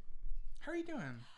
I am so tired. I just hit a wall. I felt like I was talking about the stuff, and then I looked over, and I feel like I just drifted off in a balloon. I just want to make sure that I didn't, like, stomp your parade. Oh, no, you're fine. I felt like maybe you had something to say, and I took it from you, and you just deflated. No. That's very sweet of you. I just want to check in. But no. I know I talk a lot. I don't want to steamroll you on this. It's all good. Okay. Just need some more topo. You want a beer? I don't normally drink on the stream. That's true. Okay, I'm going to keep rattling off what I watched. I love this video store guest, Keelan Haynes. Hi, Keelan. Hello. I am going to quickly jump to the other thing I watched, which was this is a gift from you. So, years ago, Stephanie really the first tape you ever saw me buy or saw me want to get? Here doesn't seem so long ago. It's a mountain ago. For sure. Is the My Pet Monster live action movie. So this is an hour-long My Pet Monster movie, live action. If you've seen it, raise your hand. This, so I learned after watching it that this was actually, it has nothing to do with the cartoon. In the cartoon, the monster is from an alternate dimension. He is being chased by a mean monster from that dimension. He makes friends with a kid who dubs him My Pet Monster. In this movie is about a little boy who stands in front of a statue at a museum, and the statue turns him into a monster whenever he gets hungry. So the reason the plots are incongruous is because the live action, this movie was made first, and it was intended to be a double long pilot for a live action TV series. Now, that's also why it ends on a really teasy cliffhanger. I loved this as a kid. I rented it a lot from Blockbuster. I did not remember any of it until I was watching again. But as soon as I saw that kid standing in front of that statue and the statue's eyes start glowing, I was like, oh, this is it. This part used to freak me out. Overall, if you watched it and grew up with it as a kid, you probably will have a warm, fuzzy feeling. If not, I don't really recommend this to you. The special effects are pretty bad. The writing is pretty bad. One fun thing is the little girls in it is the voice actor of several of your favorite characters from shows in the 90s. That was a fun thing to learn. Glowcat's saying that they have it in a mixtape project. Love it. Which is so fun. So the tape, did you replace the tape? So you bought me... So the tape that I bought you, I bought from a place that's primarily a record store, but they have a small video section. The tape didn't work, or they were saying it wasn't in working condition. I noticed you looking at it, and at the time it was, how much was it? They were charging $45, and I went back and I was like, I snuck back a few days later and I was like, this tape doesn't work, what's up? Or where did it go? I asked, and they said, oh, we took it off the shelf because it just is like... They said they sold it and someone returned it. Yeah, because the tape wouldn't play. Exactly. And so I got it they sold it to me for $2.50. $2.50, and then I couldn't get the tape to where, I mean, I pride myself on being able to fix tapes. I couldn't fix it. It was the magnet, the magnetic tape was just shot. So box is but that's the thing, the box is harder to come by. So then a month ago, I was cruising eBay and I found a tape only copy of it that someone was selling for $30, and I offered them $20 and they took the offer. So we got this super rare tape for $25 total. Anyway, very fun. It makes me happy whenever I see it on the shelf. Me too. Really? Yeah. Good. All right. Yes. And then the other two things that I watched were Black Panthers. Black Panthers, what year is that? 68. So Black Panthers is a 30-minute documentary short by Agnes Varda. If you don't know Agnes Varda, Criterion put out a beautiful box set of her work pretty recently. Her entire work. I think we unboxed it on the show. It is, you know how I feel about aesthetic. The colors. Ooh. Devastatingly gorgeous box set. Gorgeous. She was briefly in California and did some shorts, and this is from 1968 of her covering specifically free Huey P. Newton protests that were mobilizing in Oakland, in California in 1968. Very fly on the wall documentary. A lot of short like on-site interviews, but really just like beautiful, pristine like documentation of a side of the civil rights movement that did not receive a lot of mainstream press because it was threatening to people, because Black Panthers were walking in formation and carried guns. And her movie does a great job of saying what they were actually doing, which was, did you know that this was what the Black Panthers did when they started? They would walk in formation of a group of dudes, and they would follow cop cars. And whenever a cop harassed someone, they would stand there and watch it happen. Just completely amazing. And this documentary really is about talking to the people and talking to the organizers and talking about the philosophy behind the Free Huey movement and where they were at the time. Just an amazing slice of history. And given that we are going to be watching Judas and the Black Messiah about Black Panthers, felt that movie is directed by Shaka King, who directed Newlyweeds.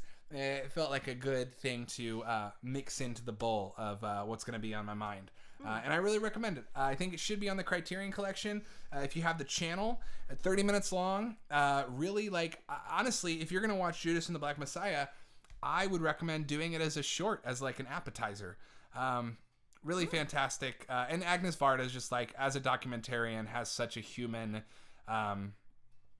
just her skill as a documentarian, to me, in the limited work I've seen by her that is non-narrative, is that she can craft the textures and vibes and emotions out of something without making it feel cold or she can be a fly on the wall without sucking the feeling out of the room.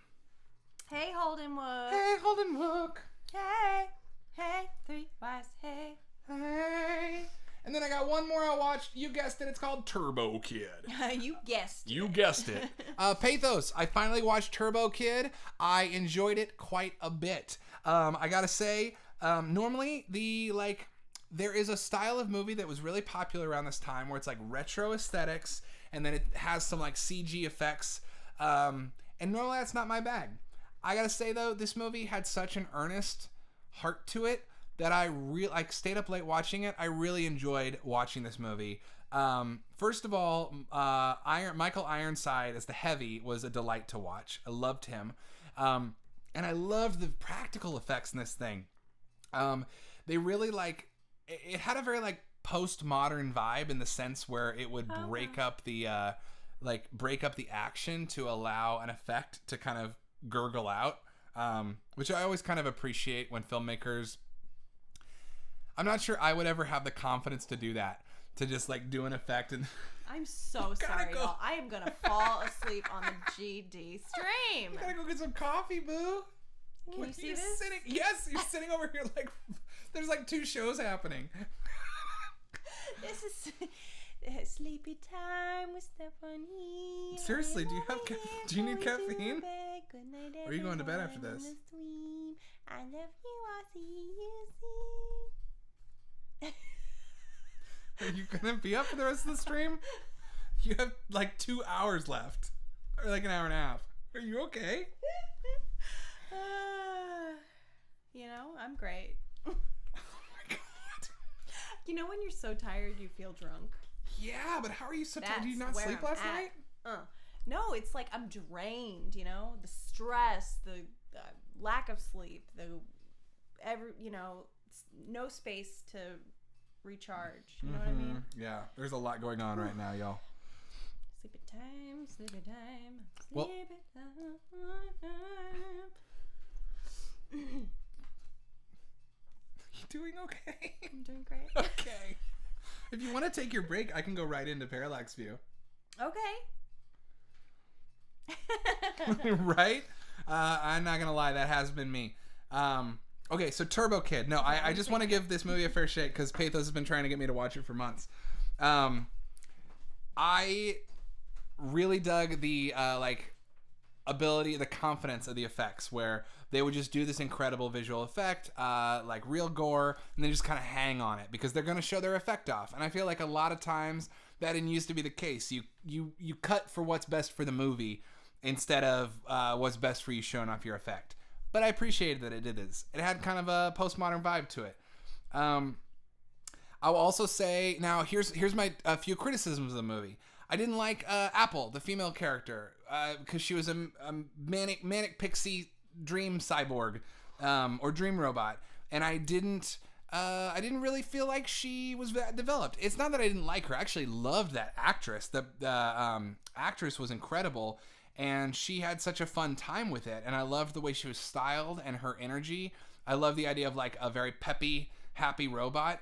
But I just feel like I didn't feel the stakes there. And I think that's my only other real criticism is the rhythm. I feel like this movie had all of the components that I enjoy seeing, but there was a big climactic battle scene near the end, and the soundtrack to it was a synthwave track, but the music and the video weren't really it wasn't cutting with the music nor was the music not ever there.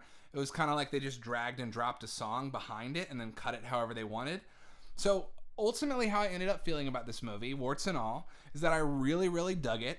I think it is a big recommendation for me to you, to anyone who digs retro stuff or wants to harken back to a world in which a power glove might be a feasible sci-fi weapon. Super fun. The effects were fantastic. The dude with the saw, I forget his name, but he had a shooting saw and an amazing mask. Awesome visuals. Didn't have as much of a rhythm for action as its effects. I think it would have been a stronger movie if it had the rhythm in editing and in choreography that it had for visual effects. So I guess all I'm saying is it's like all the musicians were super talented, but they weren't always playing. And I'm not talking about literal musicians. I'm using a metaphor. It's like all the musicians there were super talented, but they weren't always playing the same song.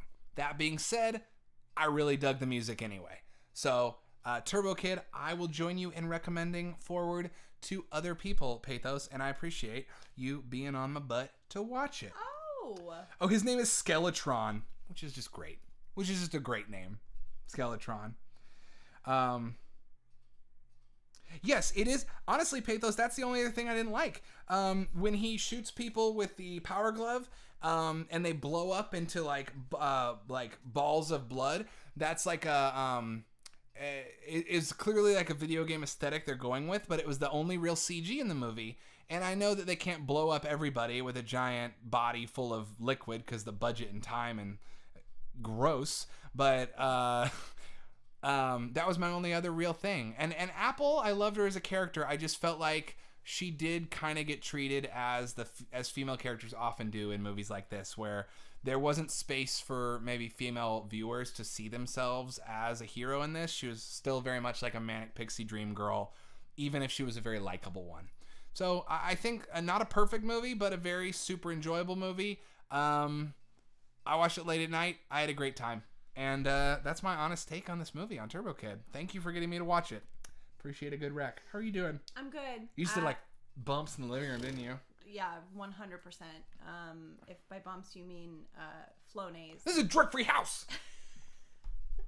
This is the Flonase house. The only thing I put out my nose is Flonase. Skeletron. Can I show you a picture of Skeletron stuff? Because it really is quite fast. Yeah. It really is quite fantastic character design. Yeah, I feel like all the character design, like the aesthetics of this movie were so on point. I think all I wanted was, oh my god, no CG blasts, do another pass on the script for Apple, and what do you finish the Google search bar? Oh my god, what is up with you tonight? I gotta know. Just another pass on the script would have done it. Oh, I do also love that they're all on bicycles. I thought that was really a very fun conceit.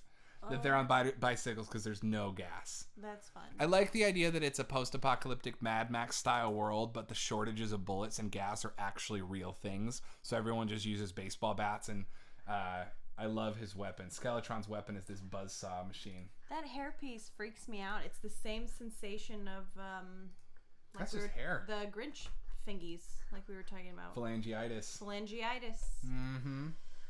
Phalangitis. Well, shall we skip into New Rivals? New Rivals? Yeah. All right.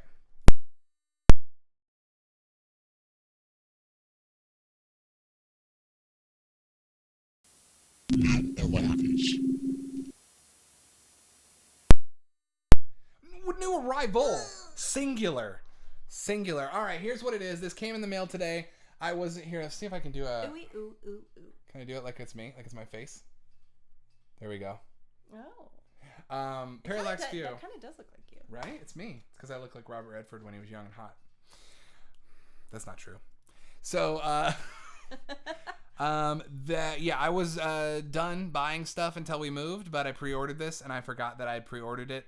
And Amazon left it on our doorstep today. This is one of my favorite movies. We've talked about this on the stream before, so I don't have a whole lot to add here. We've talked about how much we love Clute. Mm-hmm. We've talked about All the President's Men. In general, I love Alan J. Pakula. Those are the two other movies besides the Parallax View in Alan J. Pakula's Paranoia trilogy. This movie follows a reporter played by Warren Beatty. Warren Beatty, not who did I say earlier? Alan Pakula. I meant actor. I did say Warren Beatty. It follows Warren Beatty, who is a reporter, and he basically has a colleague, a woman who he knows who is also a reporter. He find him and say, like, I'm afraid for my life. All these people are dying who covered this thing that happened at this date. You were there. It was at the Space Needle. And he's like, you're paranoid. And then she dies. And then he realizes that he is also a target. I love this.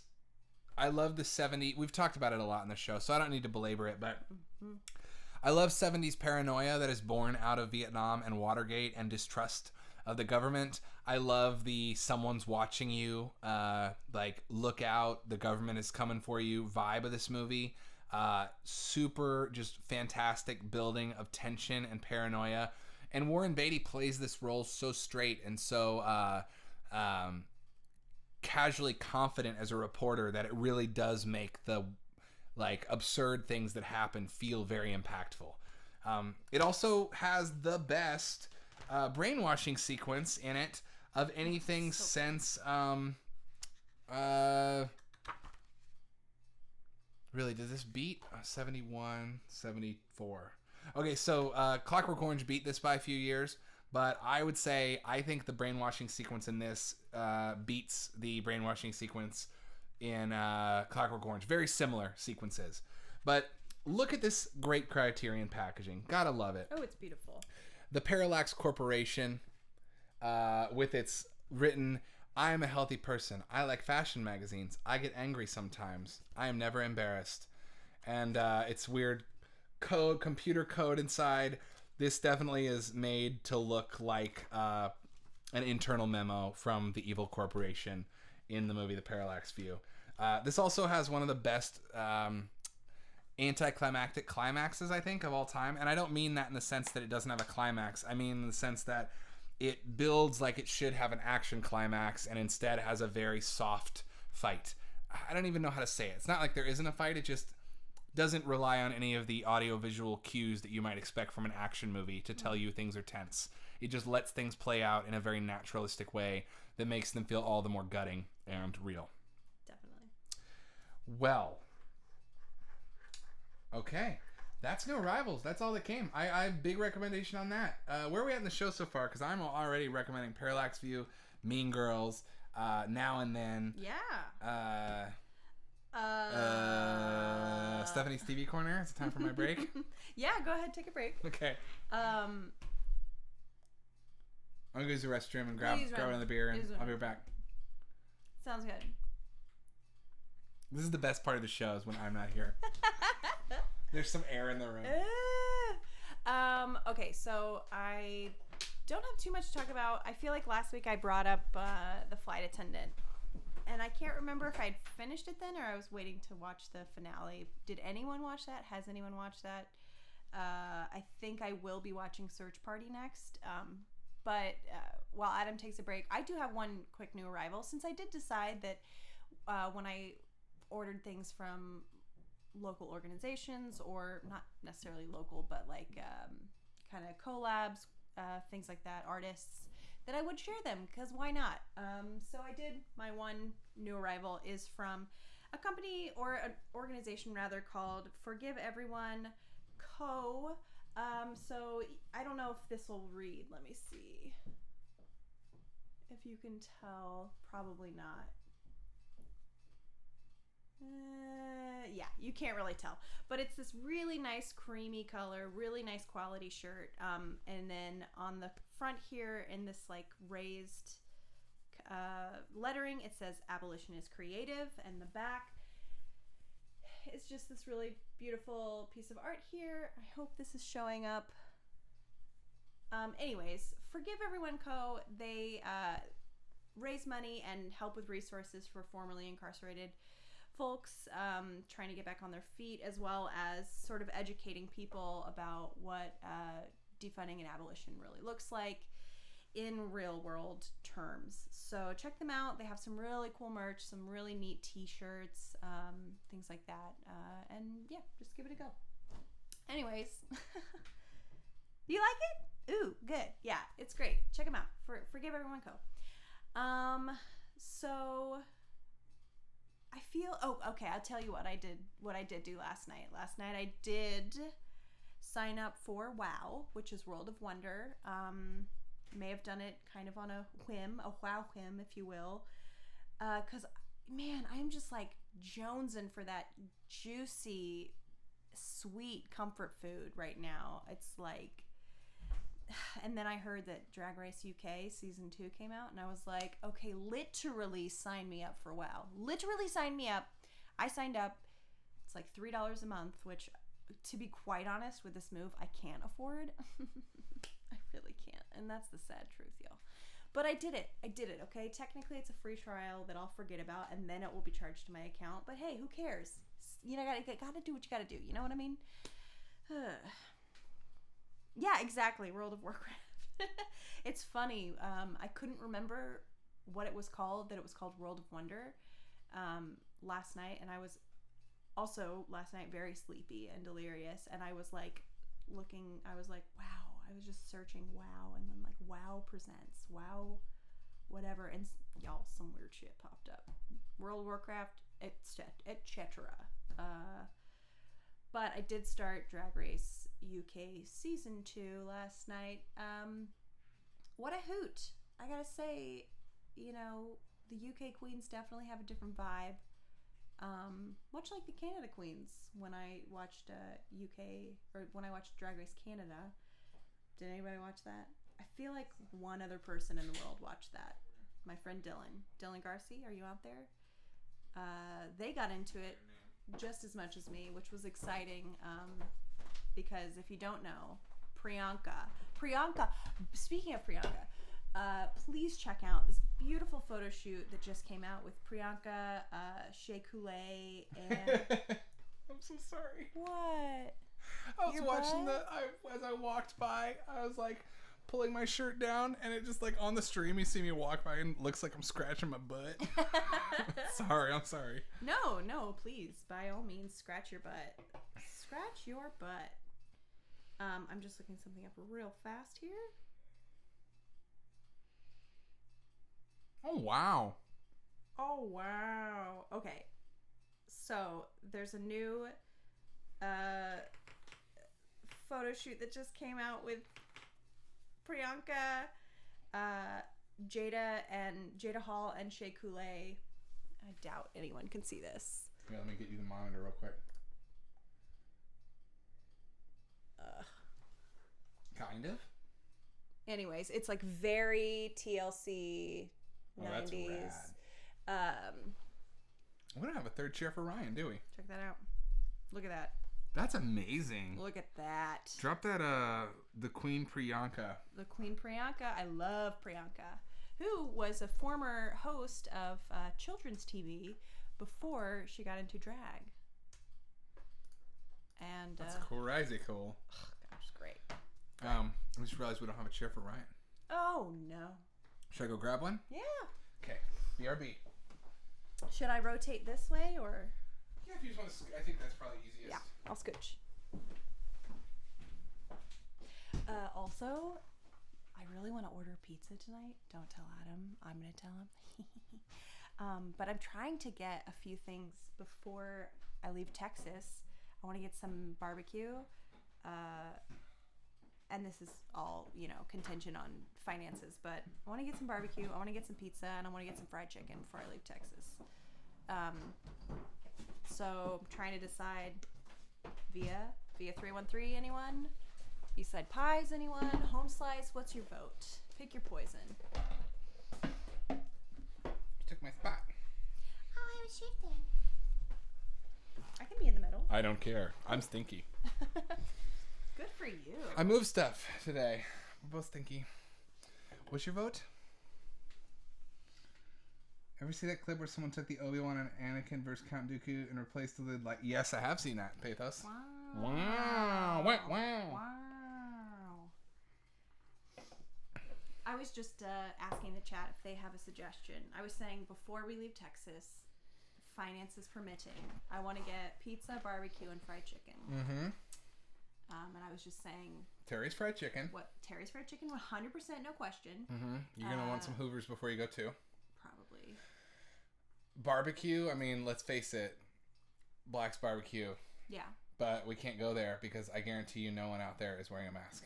I guarantee you. It's like small town Texas, but it's the best. Or Salt Lake.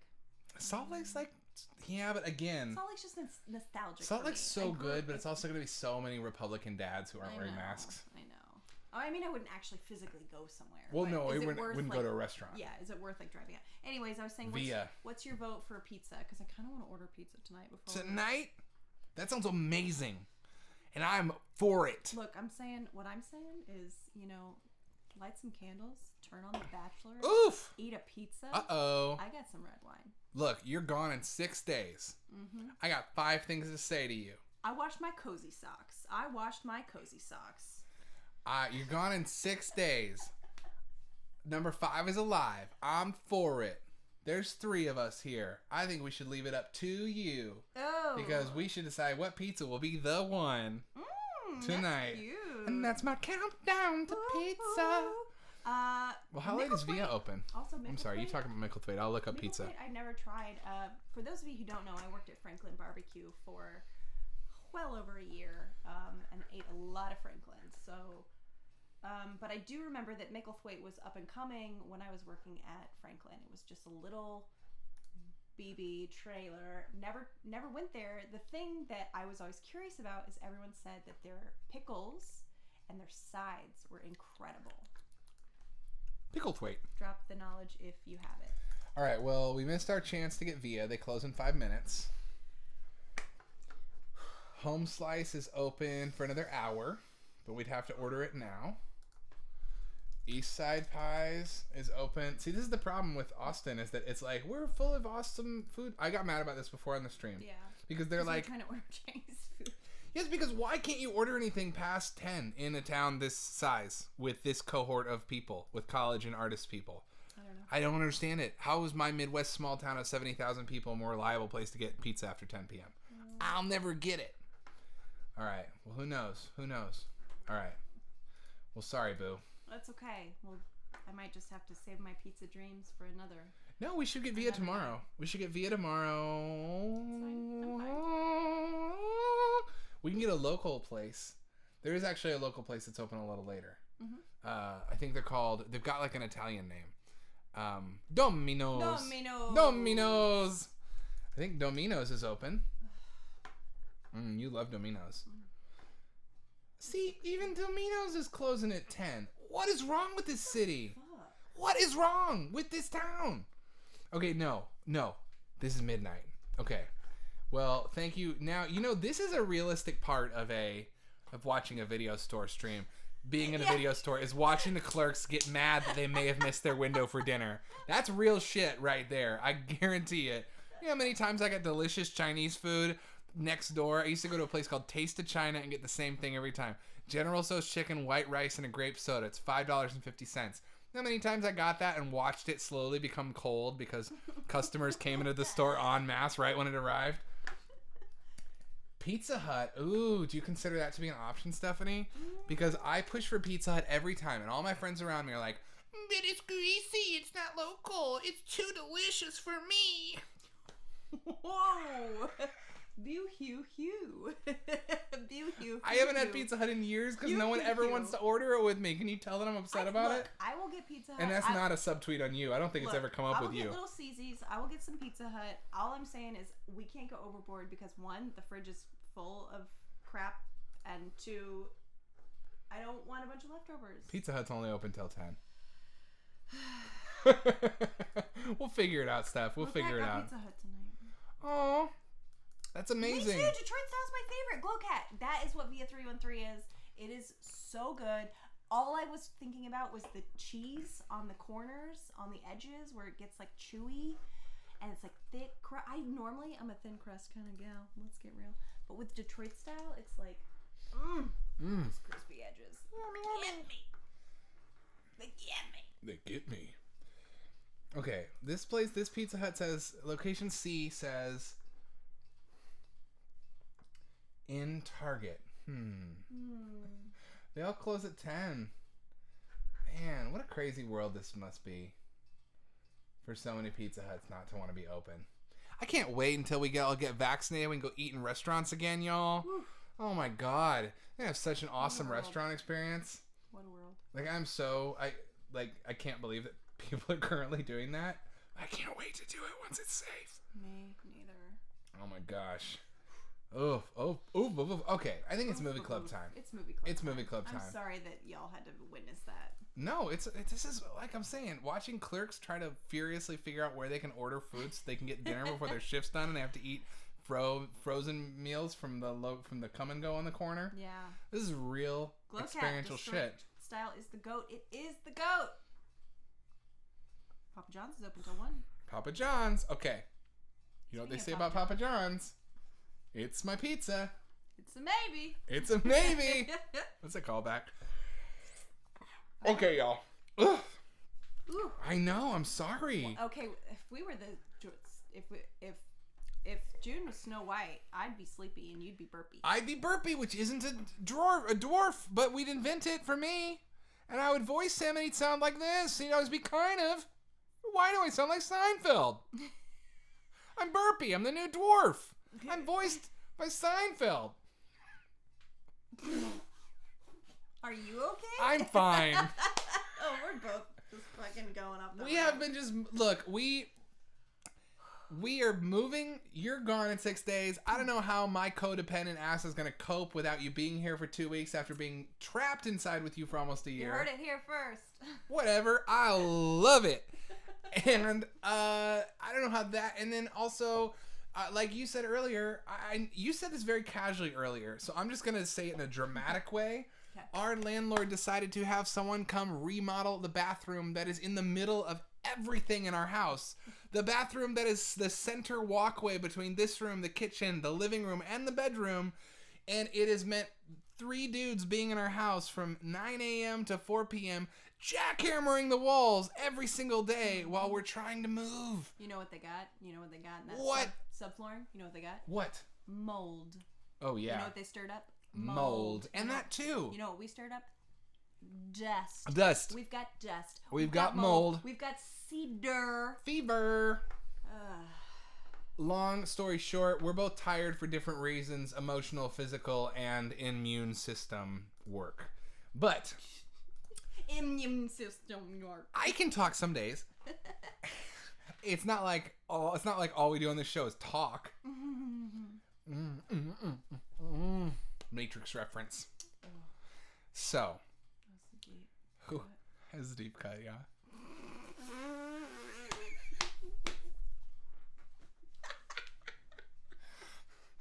Who out there in TV land here on UltraLoop?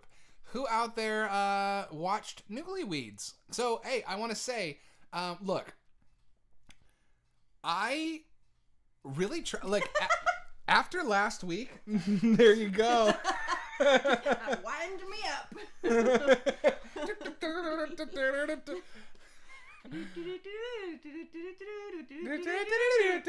My wife. There it is. That's still one of the best gags in Elf. Oh yeah, it's really funny. Okay, so we... Where's Ryan? Well, hold on. Oh, okay, sorry. He's waiting for us to walk him on. You did mess it up. It's okay. Hold up.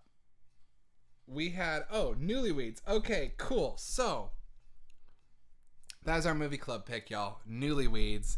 What I was saying is, because last week I felt bad that, like, I felt like it was a more negative movie club than usual. So I tried to, like listen to y'all's advice this week. So, I watched Turbo Kid, had an awesome freaking time. Loved it. Watched The Stuff again, because Glowcat convinced me to take a second look. Ended up loving it. Finally, Pathos, this one's for you as well. We watched this on Tubi. We found Tubi and we got it and we're like, okay, this has a lot of stuff on it. So thank you, all of you out there, for encouraging us to, honestly, personally, me, thank you for encouraging me to grow as a person. I feel like through listening to y'all and y'all's feedback and thoughts, I'm becoming better at being a person. That's right. That's my armor plates going on. Okay, so Wedge watched it, loved it. We're not going to say what we thought until we start movie clubs. So without further ado, we're going to bring in, and this is me calling for you, Ryan. And this is me doing it. Be careful when you come in. There's a light box right by the door. This, Ryan Darbonne, our current roommate and filmmaker and smart film man. Ding dong. Is coming in. Movie Club. Movie Club. And he's here! Oh my gosh! Oh my gosh, he's here. And check this out. We actually have this week. Boom. Okay, y'all. So, it's movie club time. We watched Newlyweeds this week. Would love to hear what y'all thought. Yes, Tubi. Thank you, Pathos. It was fantastic. So, wizardry, right? Okay, Wedge, you watched it. If anyone else watched it, throw your hands up. Let us know. Directed by Shaka King, 2013. Very minimal movie. Really just like, I mean, I want to say it's two people's story, but it's really just Lyle's story, kind of. Yeah. So, Yeah. Coming off of the like stoner comedies that we watched, definitely like we talked about this a little bit last night when we watched it, but like hitting some of those beats, but also approaching it in a way that's like, these aren't just hijinks for these people. Mm-hmm. Yeah, I mean, I talked to Steph and Adam about this pretty extensively. It's a really interesting film, I think, in the sense that, I mean, we were like, it is a stoner comedy. It's not a stoner comedy. It's you know, it's a lot, but it's interesting because there's a thing in the film that happens specifically with kids ingesting weed, where you feel like in a movie like Grandma's Boy, or even something that I love like Harold and Kumar, or any of those types of stoner comedies, it would just be this sort of wacky hijink kind of thing. But I think because they are black people, and I think that's this whole film to me is about sort of dehumanizing. It's not the right word, but it's like, you know, black people can't just smoke without it there being so much context or subtext to it or whatever. But I think that in saying that, I think that with this film, like when they get into the wacky hijinks of the kids ingesting weed brownies, that there are real life consequences to their actions, right? So whereas a movie like Harold and Kumar, Grandma's Boy, whatever, it would, you know, Stephanie said it best last night, that it would just kind of smash cut to, you know, them smoking weed or whatever, and then it's like, no, zero consequences, right? They'd move on with the story, move on with the plot or lack of plot. And that's what I love about this movie so much. You know, it's that just like a stoner comedy, they have a very strong dependency to weed or marijuana. You know, depending if you live in the north or the south, we say we call it weed down here. Just a little term, a little side glossary here for you. Weed in Texas. I don't know, man. I love, and I hadn't seen a movie in a few years, and I love it so much. And it's really interesting to me that Shaka King hasn't had a bigger career as a filmmaker. I don't know, and I'm happy to see that he's got his new film coming out, but yeah, the film is just so. So I'm rambling at this point, but the film is just so unique. I love it, and you know, obviously it's not a perfect film, and it's very much a first-time director feature film, but I think the idea behind it, the subtext behind it, is really interesting and really, really cool. Unique, I feel like, is a really good word for it, because I definitely... Don't you mean... unique New York. Yeah, we say it on South. Unique New York. In Texas, unique New York. Unique New York. Unique New York. Unique New York. Yeah, I felt like that's a really good word for it. And back to y'all's comments from last night and today about the hijinks, specifically the kids. One movie that I have shown a lot of love for on this show, and I legitimately love, is Pineapple Express. We have this example. Pineapple Express involves a scene where they sell weed to little kids at a school, and those kids get blazed. And then a cop comes out and says, "Did you get these kids high at the school?" And she chases them down. And even though there are the consequences of a police interaction there, it's still played as like, oh no, a misunderstanding. Instead of it's not a real. it's not like a threat. Whereas in this movie, I mean, if you saw it, you watched, you know, the scene is that kids get into some weed brownies in, what's her name in this movie? Oh, I'm blanking on her name. It's on this poster, Nina, right? Yeah. In Nina's bag. I mean, like, you could have framed that. You could have seen those kids going for that bag and be like, ha ha ha. But like, it never even occurred to me. As soon as I saw those kids, I was like, oh fuck. Yeah. But it's. I think the fact that, like, to your point, the fact that like what might be hijinks have actual stakes because they're black people and not like white stoner dudes in their own movie. It's also that like the movie itself is like making them exist in our reality instead of some cartoon reality that backs up their fantasies. The movie never gives itself a fantasy. The only time this movie ever gets into stonery fantasies are sad things. The ending, or the kid when the kid who sees his dead grandma.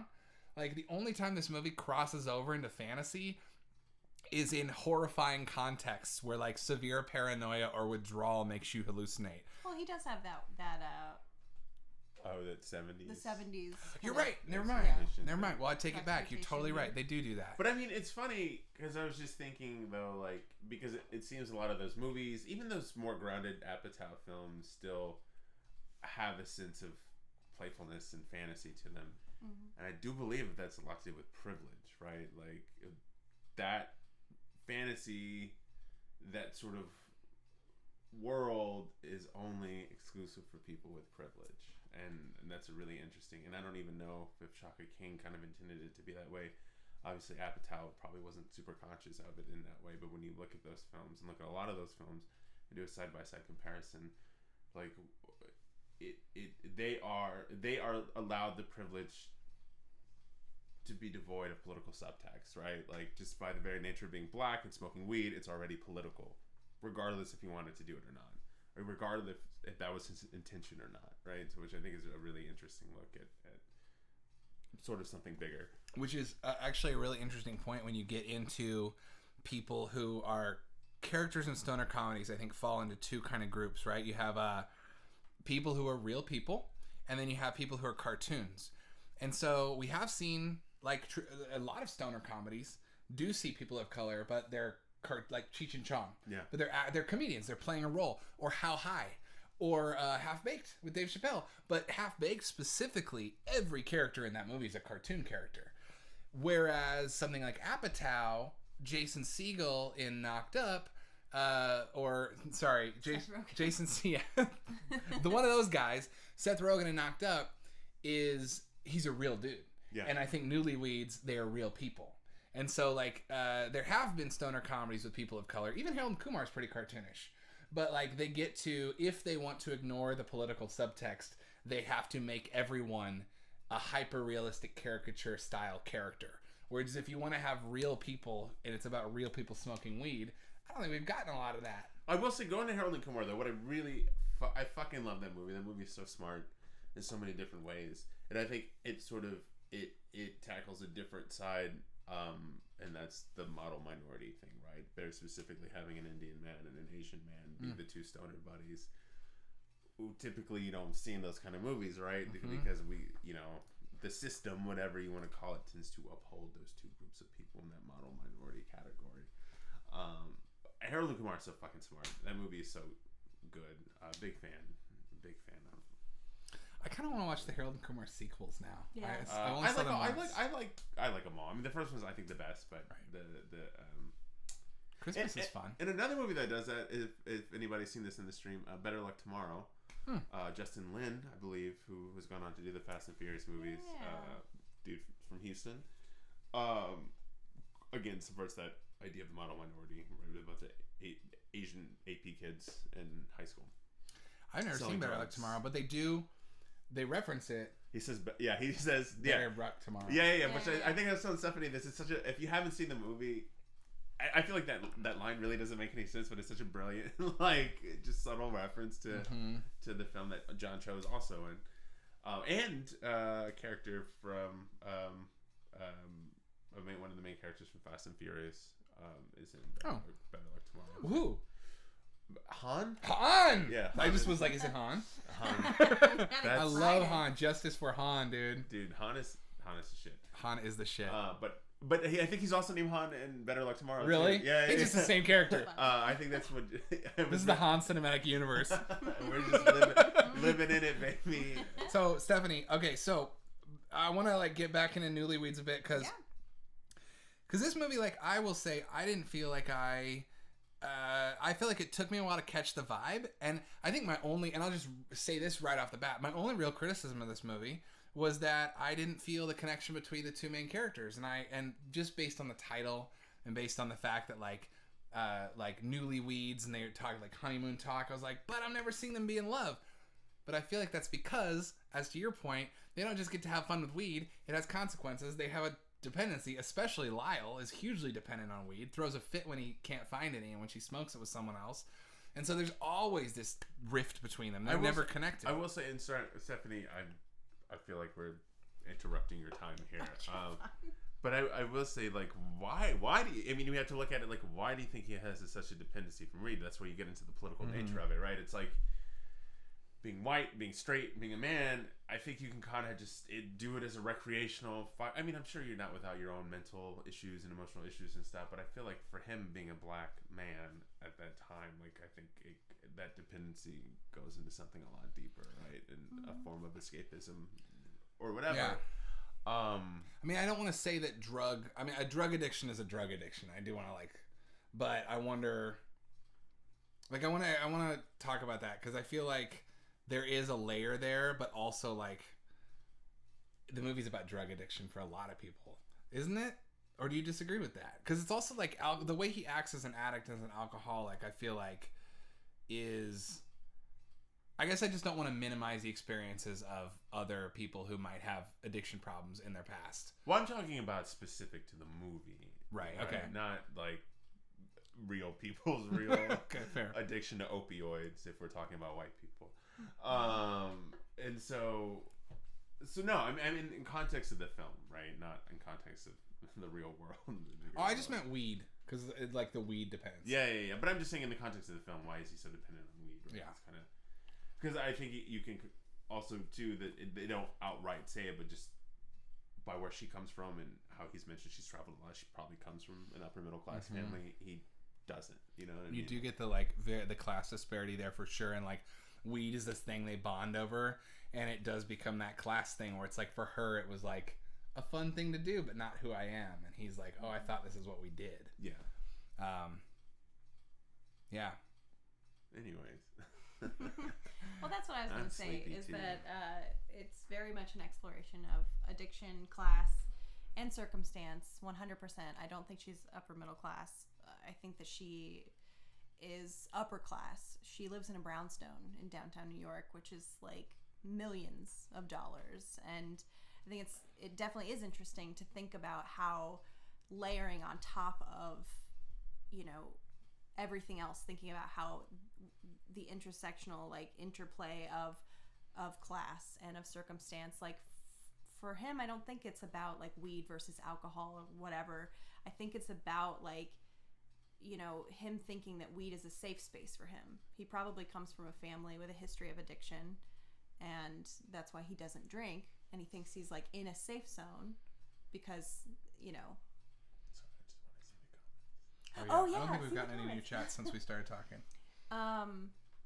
Yeah, and I think, you know, there's and thinking about how she comes from money and even, you know, they're kind of like exploring and playing with tropes too. Like you look at the drug dealer has a family, a very nice vehicle, a stable career, a good head on his shoulders, like really fathers him at some point. Yeah, very much so. Too. And saying like, I'm looking at you, this is making me sad, like, you know. But yeah, I think there's just so many layers of like of class, especially like y'all were saying, like yeah, I agree. I love it. I think that's what I love about this movie. It's very layered film, right? And I agree with you. The relationship between them, but maybe that's not the point. But if it's not the point, again, it's that sort of first time feature film director thing. Right. It's like maybe you don't have enough. I don't want to say confidence. I think he's very clearly a confident director, but just experience to like kind of hit that point home and across and like, no, this is about this other thing. Even if we call it Newlyweeds, whatever. Right. That's the problem. But it kind of like, I don't know. Like we talked about last night. The third act, I think by far is the weakest, and I think it builds it up so well. I love the way it ends. Mm-hmm. Same. Mm-hmm. But there's kind of a part to it in the third act where it kind of feels like a different movie, right? And yeah, it very much feels like a different movie at the end. But I think that's also, I think it's exactly what you're saying about first time director. Like, I think Shaka King wants to do this like gut wrenching twist where it's like, now it's real. It's kind of been the whole time. It's been the weed. I mean, here's the thing. I think the whole time the weed is the escape from reality, as you're saying. And I do think, yes, I wasn't trying to say earlier that like that doesn't have a special context because he's black. I was just trying to, I guess, talk about addiction more broadly. But I think that to the point of like that, like the weed is the distraction, and at the end when it's gone or when it's replaced by alcohol, then the veneer is gone. Life is just rough. And I think the idea is that he's trying to do that third act twist, and like you said, new director, maybe just not as graceful with it as he would be. Graceful is a really good way to put it, right? Like, who knows, right? Anyone who's ever made a film, this from the beginning to the end, there's just so many things that happen along the way that fuck up your original vision and things that are completely out of your control. You were saying that earlier. It's like every step is like a test trying to derail you. It really is. It's like if you, film I feel like is 80% luck. Like I truly believe it because you could have the perfect crew, perfect budget, perfect story, whatever, and then it's just something that fucks you, right? Thunderstorm on the wrong day. Thunderstorm on the wrong day, and it's the only day you can get this pivotal shot, and you have to rewrite your own fucking script, So it's like the elements are always against you. Everything is constantly against you in making a film. So just to get a fucking film done is an accomplishment. And okay, you said something just a few minutes ago. You said even if the title's Newlyweeds, it doesn't have to be about their relationship. The more I think about it, the more I actually think this is a very smart title because a lot of the stuff, like the taglines and stuff I'd seen, or the synopses that I read beforehand, were like Lyle and Nina have this relationship, but there's a third party, Mary Jane, and I think that primed me to expect a movie in which the couple together smoked a lot of weed, one of them didn't want to as much, and there was a fallout. Instead, what it was is that Mary Jane character, it wasn't like a build-up to an addictive problem like we might see in the beats of a typical drama. Yeah. It's always there. It's there at the beginning there's a problem.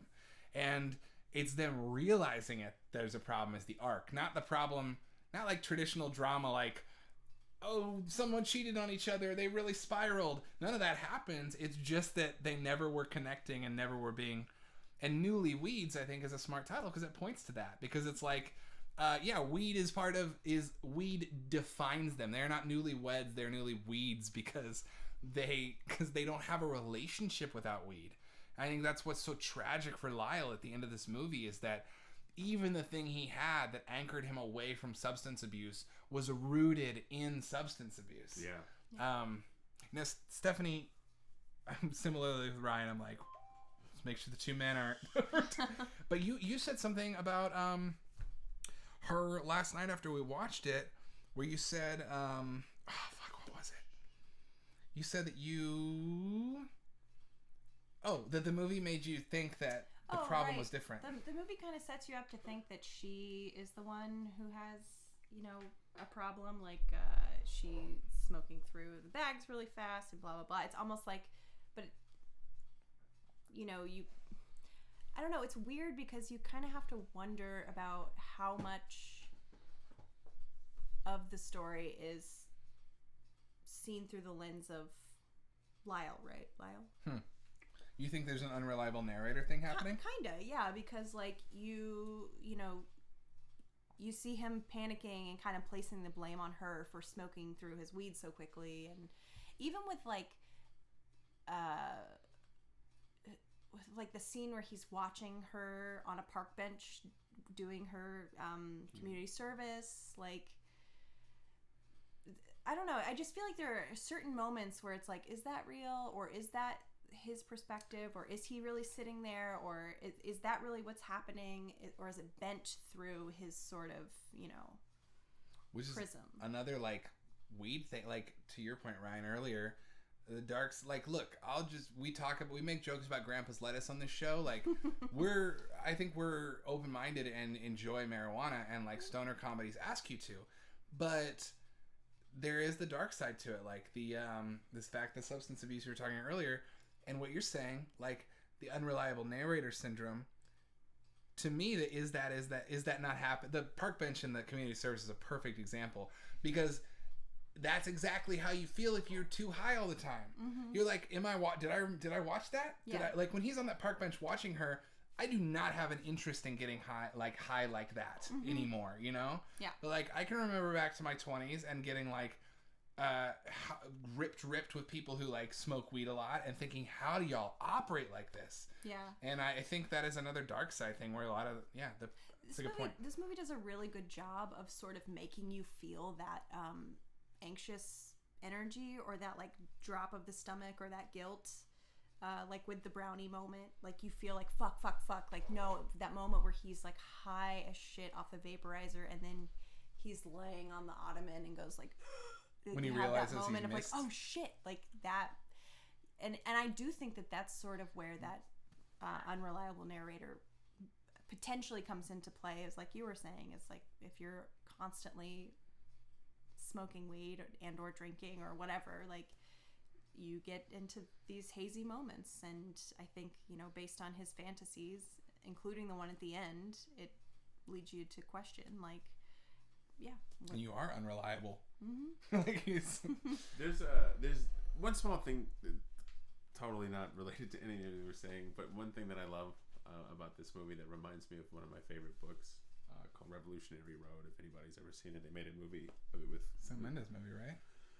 So the movie's about just a fallout of a relationship, and I am very convinced that it caused a breakup back in like 2011 when I read the book and gave it to my partner at the time, like shortly thereafter we broke up. It's a very fucked up, depressing book. I haven't seen the movie, so I can't attest to that. But in the book, the big thing in the book is this couple, and they keep talking about wanting to go to Paris. It's this unattainable thing that never happened. The movie is the Galapagos Island, and so I'm sure it's been done in other films and stuff like that before, but it felt very much like he was pulling from that a little bit, and I really loved that. That was, for some reason, that struck a chord with me. The fact, like, that was really depressing. Like, they've been planning this thing and it just never happened. And they both knew it was never going to happen, but they kept moving forward as if it was going to happen. You know what I mean? It is really depressing. It is a really depressing aspect of the movie. I think it really speaks to his addictive personality. I think for him, like I was saying last night, whether it's marijuana or love or alcohol or fantasy, he's addicted to altering his reality. And I think for him, the Galapagos Islands was like their new weed. Like, okay, we can't, like, what is the Band-Aid? What's the next thing that will connect us? And he presents it to her, and when I think because of that class disparity with her, her being in her parents' house.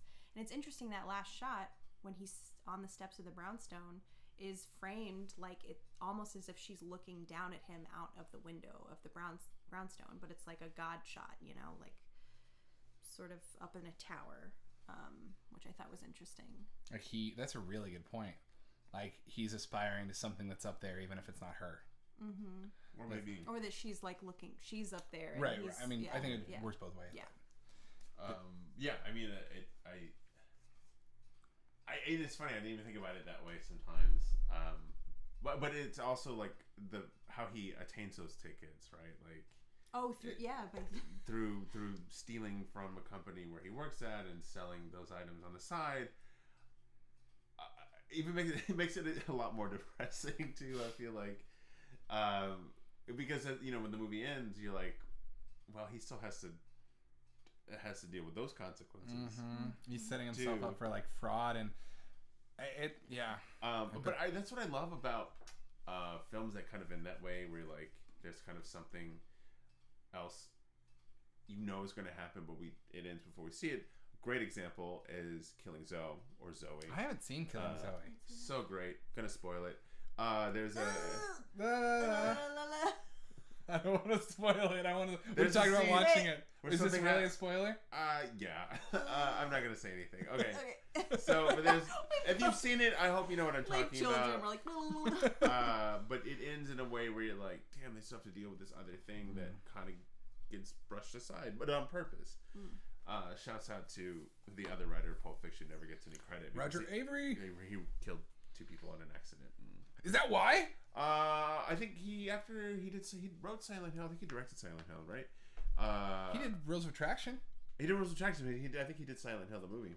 Oh, I didn't know that. And I think shortly thereafter, I think he got in trouble with manslaughter or something. Oh my god! Ran over some people or something. Matthew Broderick and Laura Bush. Yeah, no shit. Man, I wanted if you know Killing Zoe or Zoe, I hope you know the fuck I'm talking about. Sorry, Ryan. We're sorry. But Killing Zoe is fucking awesome, and there's the thing. Anyways, this idea of like, you know, Godard has always talked about like in his movies focusing on the present and forgetting about the past, forgetting about the future. Doesn't matter when you watch the movie; it's the present in the moment. You watch what's going on the screen. And I like that idea a lot because it's like, you know, we don't really give a shit about Lyle and Nina's past, but how did they get to this point, right? Mm-hmm. Or his future, he may or may not be fucked. He might run away to the Galapagos Islands. Who knows? But it I don't know, when it ends and there's a resolution, but then you're like, fuck, there's like baggage. Yeah, he has set himself up for some serious baggage. But it's also this weird thing because you can tell that he's because of like the beginning of the movie when he's like, we took the wrong couch, like this, that, and the other. Like you can tell that his moral compass is very like, you know. But then he weirdly in his addict brain, I imagine, justifies like it's okay if I steal from these people because they steal from other people, but that's not taking into account the consequences. Yeah. I mean, it's just living. It's like being there in the moment. Like, okay, what's the next thing? Like, it's all right if I steal from these people because they're bad people. I'm just doing these like gymnastics. And if you've ever had an addiction, whether that's drug or alcohol or romantic or like you were saying Lyle also has, you know that part of your brain that rationalizes that thing, that says, no, it's okay. And I do think it's like I think more so than the lost relationship, the big tragedy of this movie is Lyle losing his moral center because he's clearly a good person at the beginning, and throughout the movie he's like there's that other character, the guy who they steal the couch from. Yeah. Like he's that like his foil. That guy's like the portrait of Dorian Gray. He's like the portrait that shows how Lyle's soul is doing. We encounter him a few times through the movie, and every time we do, his physical state represents Lyle's mental state. And the fact is that Lyle failed to save this guy, and that's a metaphor that... The more I talk about this movie, the more I love it. Because I think that's another layer that's there. Also, Galapagos, like that's very intentional. Like your comparison to Revolutionary Road in Paris, which I have seen that movie. It's great. I haven't read the book. But Paris is much more attainable, right? Like you can buy a ticket and fly into Paris. But they even say in this movie, we got to start in Panama and then and then hike through the Amazon. That's not going to happen. Both of them know. They know at the beginning of this movie that's not going to happen. And the box they put the money in isn't them saving up for Galapagos. They know they're not going to do that. That is them investing in their relationship. And then they slowly embezzle from it for their own reasons. Her because she's got to take care of herself and she's trying to be a young professional and he keeps fucking blowing up her spot. And him because, like you said, addictive. I don't love the phrase addictive personality, but he clearly needs to be filling some hole with something. And that grand romantic gesture at the end, especially one that's propagated on like an act of fraud, is just like, it's the same sort of escapism of a substance. I also think that, to your point about the stakes being higher, because this isn't a wacky white boy stoner comedy, it also sets him up for potential jail time, which is like this other fucking layer that's there, is the threat of the law coming down on you if you're recreationally using. How many black guys are in jail right now because they had weed on them? And this movie doesn't go there. I think it would be too easy to have there's no like whoop whoop, you have weed on you, you're in trouble moment. But we leave the character in a space where he's almost certainly going to be arrested. Yeah, or at least a warrant out for his arrest. Or, Yeah. And even then, it's like, well, okay, then will he be able to leave the country? Like, does this dude even have a passport? Like, That was my thought. Is when did this guy get a passport? When did this guy remember to get his passport? Lyle seems like a guy who has never left New York, right? Like, New York has just been his, which is fine. I mean, if you're fucking born and raised in New York, you are surrounded by things and culture that I will never experience, like growing up in Texas, right? So why the fuck would you leave? But, you know, like we said, Nina's a world traveler and has been all over, and so, like, yeah, when the fuck would he get a passport? I can safely assume he probably doesn't have a passport, right? Maybe he didn't consider it. That's what I think. I can almost see him going to the airport with his ticket and being like, all right, I'm ready. Yeah. One Galapagos, which is another class thing. Yeah. Because Nina certainly has a passport. Yeah. It's Well, very she's well traveled the world stamped. because she comes from money. Right. And she talks about it like a rich girl, and she talks about it like a rich girl who doesn't have a connection with her partner, because when she's super high talking about, like, if you're in India, are you an Indian version? That's fucking stoner talk, dude. That is not connecting. Like, I think that was a thing early in the movie where I was like, all their conversations are stoner talk. They don't sound like a couple at all. And then later in the movie, I was like, oh, because they never were a couple. There was always this third thing between them. Yeah. And there's a very, very preachy way to tell that story, and this movie was not it. This movie, like, at every angle where it could have been preachy or after school specially, kept it real and made you feel it. And, like, I'm really fascinated to see what Shaka King does with a Black Panther's drama. Yeah. I am too. I really thought this movie felt like really intimate and really felt like it had a sense of movement, just sort of like flowing through. Like, weirdly, this is my staff pick, so maybe I'll save it. I feel like intimate is a really good descriptor of this movie. It felt really intimate. Like, even if you're thinking about the shots that didn't feel like fly-on-the-wall shots, they, aside from the moment where, all is lost, when it's that, again, like that God in a tower sort of moment, the shots that feel, like, artsy, if you will, are, like, the shots with inside the death mask, or, like, the shots that are, like, the smoke going up. Like, where's that death mask from? That was Bali, right? I think Bali. Yeah. Yeah. So, like, it's funny because she, like, even that, like, when she put on that mask, I gotta say, my first thought was, that's disrespectful, dude. That's a death mask from another culture. You don't know what, like, energy that has.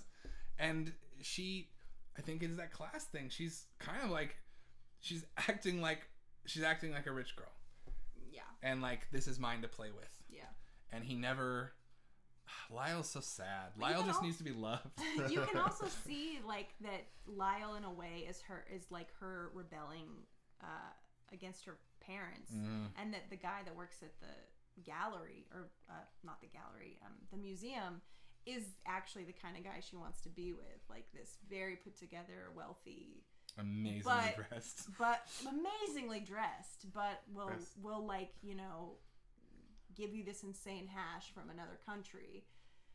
She wants that, Yeah. She wants that. But she's not cheat on Lyle, though. No, she doesn't. She's like she doesn't, but she knows that she can leverage the weed thing against him to kind of sabotage their relationship. I didn't even think about that. When she goes, let's try it, let's take a break. What do you think? Like, I truly think she knows that he can't not. She knows that he's, like, spiraling out, and she knows that if she poses this question, that it's a get out on jail free card for her to be like, whoa, sorry, it's too much for me. Girls are scary. Is that true? Y'all in our heads like that? I feel. Women. I'm joking. No. I feel like that character at the museum. I just hadn't considered that. Coleman Domingo. He was awesome. I feel like he green pants. Yeah, the green pants. Green pants. I feel like he is also, like, she never cheats with him. And I feel like she weirdly exercises the moral fortitude that Lyle wants to. Like, Lyle doesn't end up getting them to turn the car around with his, like, piece of shit coworker. He complains about it. They don't do it. Whereas I could see Nina in that situation being like, yeah, I'm gonna fucking report you, turn around right now. Yeah. I feel like And then she's the one who actually gets in trouble at work. Yeah. Like his shitty coworker is like, I'm gonna tell them you were smoking and get you in trouble, and that's why he like backs down from it. Nina would not have gotten in trouble if not for Lyle, and then gets fucked over by it. That character was great. Yes, he was. What character? Domingo Coleman. Oh yeah. Who's talking? Who's talking right now? Wedge. Oh, Wedge. I'm so happy you watched the movie. Yeah. It was a great movie. I'm really glad we watched that movie. Me too. Thank you for the recommendation. Okay, so if we're going around, our little closing thoughts, typically we do a little thing where each person says like has a little bow on it and gives a recommendation. You can recommend it to everybody. You can recommend it to nobody or anyone in between. The only thing we don't do is we rarely tell people not to watch something. Mm-hmm. A Serbian film's the only movie I don't recommend. Yeah, that and the sequel to Get Shorty. Get Shorter. Be Cool, I think. Be Cool. It's called. I've never seen Be Cool. It's terrible. Never heard of it. All right, well, it was your pick. Wow, closing arguments. Okay, this is a really interesting film, and I would recommend it for everyone to watch it. I know we've talked about it, like black film, black cinema is so as it pertains to America, is so interesting to me, because we always feel like we get these little spurts and pockets throughout the years of like a rise and this wave, and it kind of dips down and rises again. And I feel like now the tide's gotten pretty high, and I mean obviously it could be way better, but I feel like black is in now, right? Which is great. Which is, I mean, all the great shit coming out and from, but I do feel like it's a lot of stuff based in television, which is interesting. But again, you know, you get things like The Watchmen, the reboot, which is fucking phenomenal. Yeah. Dear White People, the TV show, which is worlds better than look. Here's my scary little secret. I hated the movie. I wanted to like it. Trust me, I wanted to love that movie. Not a good movie, great series. Insecure, things like that. But I don't, and please correct me if I'm wrong, but I'm not seeing it so much in film right now. And maybe that's just the nature of how the tide is turning, with television kind of being the focus on a lot of things, right?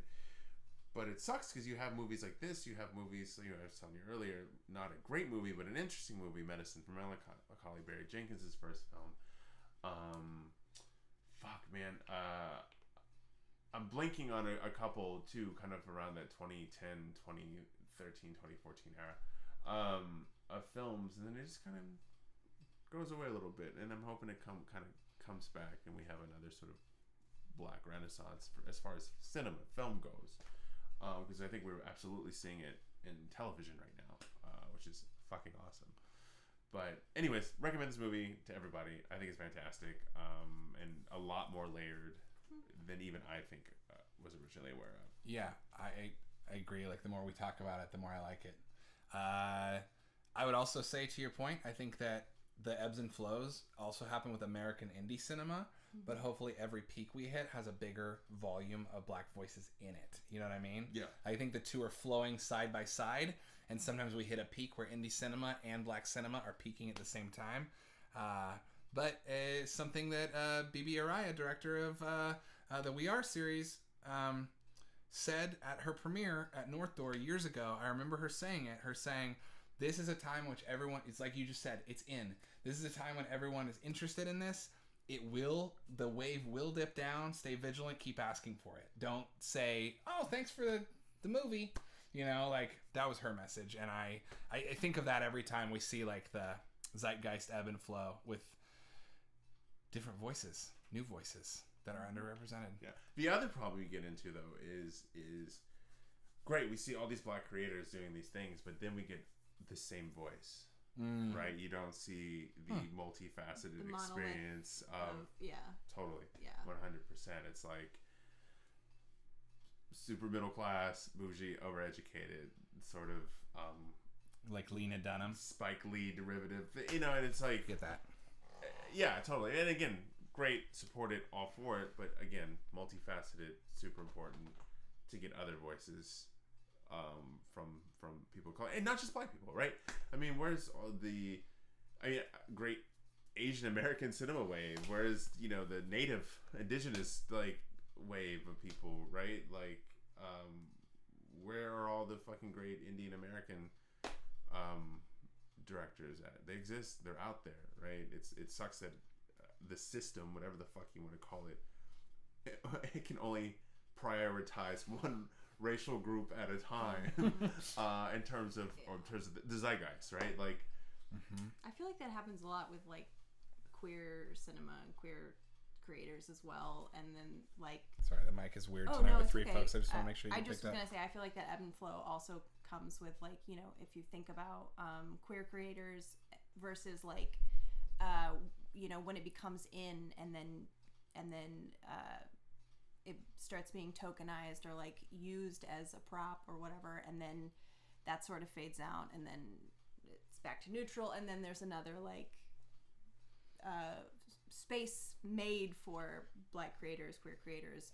But you know, then there's like the whole question of like the intersectionality and thinking about like Black queer creators or like trans, you know, like it, yeah, there's just gotta, it's just gotta be like, this is, people just need to be like they need to be the producers, they need to be the writers, they need to be the directors, like it's gotta be, you know.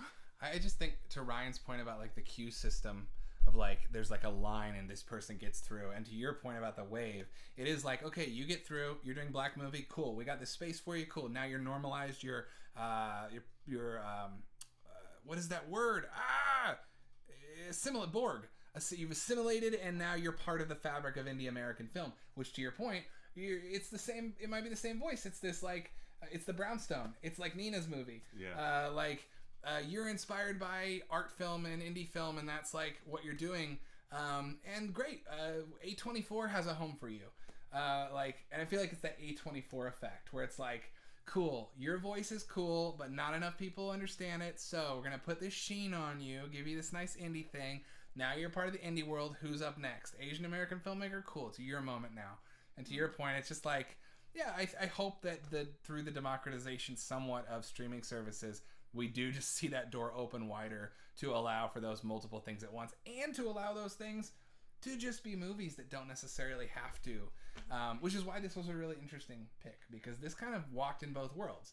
It was a stoner comedy that was a Black film, but it also dealt with like the realities of the world. It wasn't like an escapist completely movie. I know, and that's really interesting what I was saying earlier. To be a person of color, Black, whatever, or not, are we getting trolled? No, we're fine. I'm just checking that. I think it's political. Like, again, regardless if you want it to be or not, regardless if you're like, okay, I'm just gonna make a fucking vampire film somewhere, somebody out there is gonna be like, oh, this is the first blank film of this blank kind, right? Because you're the first blank type of person doing this. Yeah, it can't just be, right? It can't just exist as its own thing. I think how we have as a nation have and how we were founded and how things have been set for so long, I don't think they're ever, I know people talk about it all the time, I've talked about it all the time, right? Why can't we just see Black movies where like the Blackness comes secondary to the genre, and you're like, I'm sorry dude, that's not gonna happen until you get rid of white supremacy. Will that happen? Not in our lifetime. When I first started working at a video store, I remember, this is my privileged point of view, but I felt that way. There was a queer section, and I remember at the time being like, this was me being young and me not realizing that like maybe queer people want a space that's just for them because we take up the rest of the space.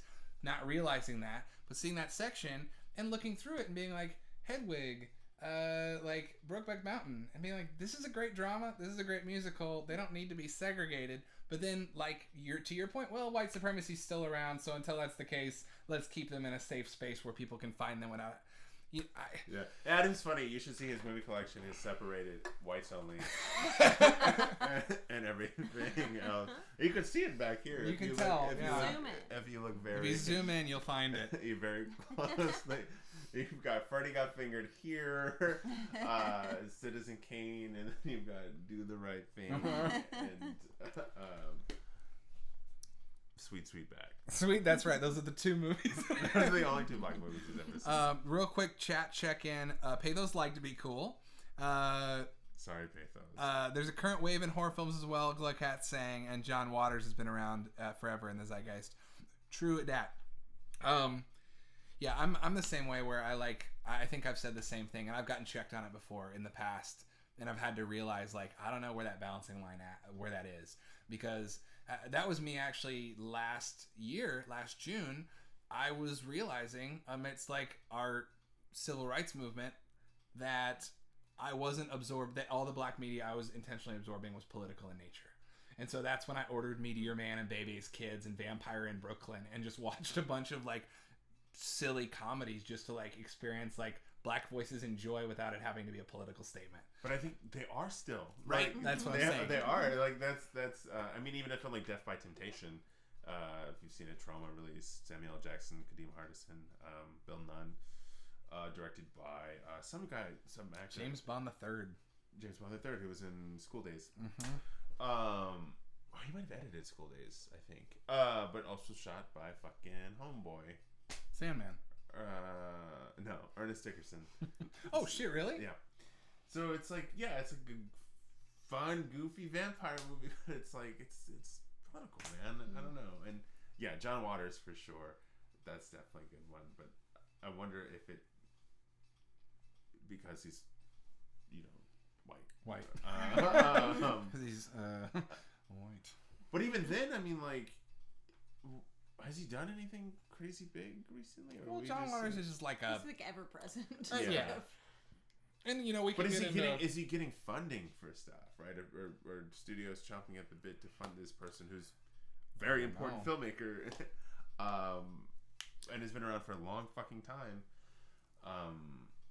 which I think that's really interesting. I don't know, It is. It's fascinating. Give that man his respect. We can get into several things. I'm gonna tie a bow. I'm gonna jump over to you real quick for your thoughts on Newlyweeds. Yeah. Because I think right now we're getting into a future movie club conversation. I can feel picks brewing based on what we're talking about, and I want to. Yeah. So I'll just say my 2 cents on this movie. I would recommend this to everybody, but especially people who want a fun genre flip on the stoner comedy and who are interested in American independent cinema. Really fun, character-driven, tragio-comic. It allows you to have fun, and then it allows you to be sad about having that fun. Very much like a real drug experience. Maybe not recommended to people who struggle with addiction, or maybe recommended. I don't know.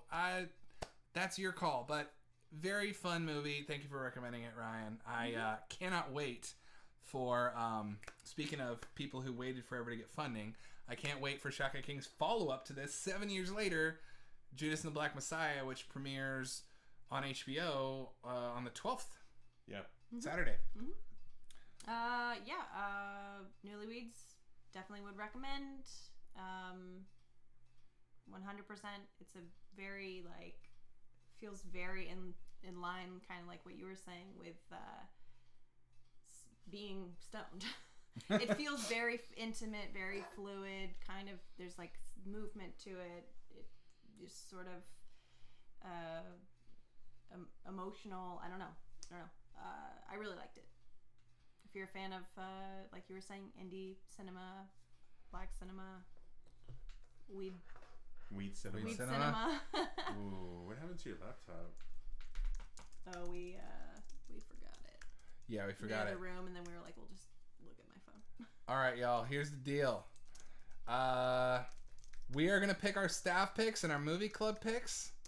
I didn't, and I'm sorry. I'm playing like a stage manager role, but I don't want to cut off if y'all have more closing thoughts on this flick. Nope. I did have something I wanted to say actually, and you fucking ruined it. Well, welcome to the show. Damn it. Really? Yeah. Are you serious? No, absolutely. Fuck, I can't remember what it was. It's probably yeah. You were talking about Judas the Black Messiah. Very excited to see it. I mean, it took Barry Jenkins a long time to make Moonlight from Medicine for Melancholy, and Medicine for Melancholy wasn't that great, and Moonlight is fantastic. Even though La La Land should have won, but that's neither here nor there. So I'm very excited to see what 7 Years has done. He also has a short film I think you can find on YouTube. I can't remember the name, but a short film is really funny. Just Shaka King short film. I think it came out in like 2015. Also check that out if you get an opportunity.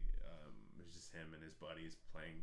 I mean, it's very not PC. They're playing Italian men, and so they're doing the whole like very stereotypical Italian thing. But it goes to really interesting places. You should check it out. Cool. Rad. Like that. Show me that link. I will watch it this week. Y'all out there. Hey, hopefully the movie club discussion was interesting, even if you didn't get a chance to watch the movie. But what's our movie that we're going to watch a week from now? We could make it Judas and the Black Messiah and follow the Shaka King trip since it is going to be a new release movie. That said, it's on HBO. If you don't have a subscription, you can't watch it, so I'm not sure. Typically, we try to make things easier access. Movie club picks. What have we talked about tonight? I know that my staff pick is, I think, going to be Now and Then. We talked about kids' movies earlier where kids hang out, and we realized that there aren't any movies other than Now and Then about preteen girls just hanging out as friends. Like, you have Sandlot, Big Green, Monster Squad, Stand By. You have all these movies as little boys hanging out. No movies of little girls hanging out. Just Now and Then. I feel like there's one. If you can think of one, tell us, because we racked our brains earlier. More than one or two, by all means. So that's my staff pick. Steph, Ryan, need staff picks from y'all, and then chat if we want to talk about our movie club pick. Throw in a vote for Interstellar 555. I do want to watch that. I do. This is probably just, maybe this is just me, but since that is a fan-made video project, I'm gonna watch that, but I want to pick like a feature, a feature narrative for our movie club pick, if that's an okay range to stay within. Well, I know my movie club pick. I said this to Adam after the stream that. Oh, it's not fan-made? The Interstellar? Oh, well, my bad. Oh, okay, cool. Well, that's rad. Oh, cool. Yeah. Huh? Well, thanks, y'all. Sorry for I misread earlier. I think I'm just being like biased because it's like a music film, and I like want to watch like a narrative film for movie club. Well, maybe you should open your mind. Oh my god. You want to pick it? You want to make it your staff pick? Put your mouth Wait, in. what's your staff pick? Oh, okay, thank you. My staff pick, I mentioned to Adam after the stream that I wanted my staff pick to be Do the Right Thing, and then I was like, I feel like everyone's seen that movie, but maybe there's someone out there who hasn't seen it, and if you haven't seen it, it's essential viewing. Yeah. I have tattoos from that movie. For real. It's so fantastic. Oh, you know what? I remember what I wanted movie club pick to be. I remember we talked about Bamboozled. Yeah. What do you think about making the movie club pick Bamboozled? Bamboozled is also Spike Lee, Dawn of the Video era, shot on digital. Yeah, I said I said if you took Network and Do the Right Thing, it's that's very intriguing to me because I love both of those movies. And really, what's my staff pick? Want to watch? I just think. I think the thing is like Mean Girls as a movie club pick. I know we talked about it a lot earlier. I would be happy to rewatch Mean Girls. I always just think with movie club picks, one, I do want to try and pick black films this month. Yeah, and we all know Tina Fey's very anti-black. That's true. So she's no, it's a joke. No, it's not. We're serious. But Tina Fey, Mean Girls. Sometimes with movie club picks, if it's something that we've all seen and are very familiar with, I think, and I maybe I'm wrong. Y'all correct me. I shy away from those because I think I'm not sure what new stuff we'll have to talk about. I agree. 'Cause Mean Girls is. I'm shocked with people who say they haven't seen Mean Girls. Me too. I do love them. So do I. I think it's great. Yeah. I like Bamboozled. I have a staff pick, by the way. You talking about kids hanging out. Unfortunately, this is boys, but it actually is. There are some girls in this movie. Raising Victor Vargas. Fucking phenomenal film. If you have not seen it, fucking watch it. It's so good. early 2000s. It used to be one of my favorite films of all time. Is that based on a novel? It's based on a short. Oh, okay. I think the short's called 5 Feet High and Rising. Yeah. It was like a 30-minute short, which you could also find online. But yeah, Raising Victor Vargas is fantastic. But I like Bamboozled as a... Yeah, and it sounds like we got a couple upvotes. Glowcat's never seen it. Watch out, Wedge. Down for it. And Pathos and Glowcat, I screenshotted Stephanie's phone, so I will watch Interstellar 5555 as a Daft Punk fan. I will watch that this week if you want to watch it too. Sure. If we can find a spare moment. Oh boy, can we this find a thing spare? on? Is this thing on? Cool. And I'm comfortable with Now and Then. I suppose I am. Man, that's a good... I got so excited about it earlier. Research project to find films that are about girls. I agree. I think I'm gonna dig a little and see what I can find because. Yeah. I know. In my head, I see it. In my... You can't. Okay, so here's the thing. It has to be prepubescent. It can't be when girls are sexualized. So and it can't be like the Joy Luck Club or something. It can't be after 13. Because our theory earlier was that it feeds into the cultural thing where like like men are looked at as like precocious 11-year-old boys and girls are looked at as like sexualized teenagers. So like there aren't that many movies about teenage boys where they're not trying to get laid, and there aren't any movies about preteen girls where they're just trying to play. And it also can't be about like sisters or some familial thing where it's like a foil. Can't be like Parent Trap or Parent Trap Freaky or... Friday. Wow, gotta you're be about, really putting like, a lot of limitations. Well, it's on gotta this. be. But think about how many ensemble casts there are with young boys, like exploring and playing and just being kids. And can you really think about any ensemble cast that's young women just playing and being kids? 52 best female friendships, 35 best female friendships in movie history. What about Florida Project? I haven't seen Florida Project. Oh. I haven't seen that. Is that about? It's been on my list for a long time. Pretty good. Pretty good. I've heard It's it's about pretty a little girl and her friends just hanging out. Really? Mm-hmm. Sounds like it might be. Yeah. Sounds like that might be our pick. Okay, y'all. To recap, the movie club pick is Bamboozled. Stephanie's recommending Do the Right Thing, a masterpiece, one of the best movies ever made. Do the Right Thing is in my top 10. Also, Rosie Perez is in The Flight Attendant. It is great. I need to watch The Flight Attendant. I just gotta put that out there.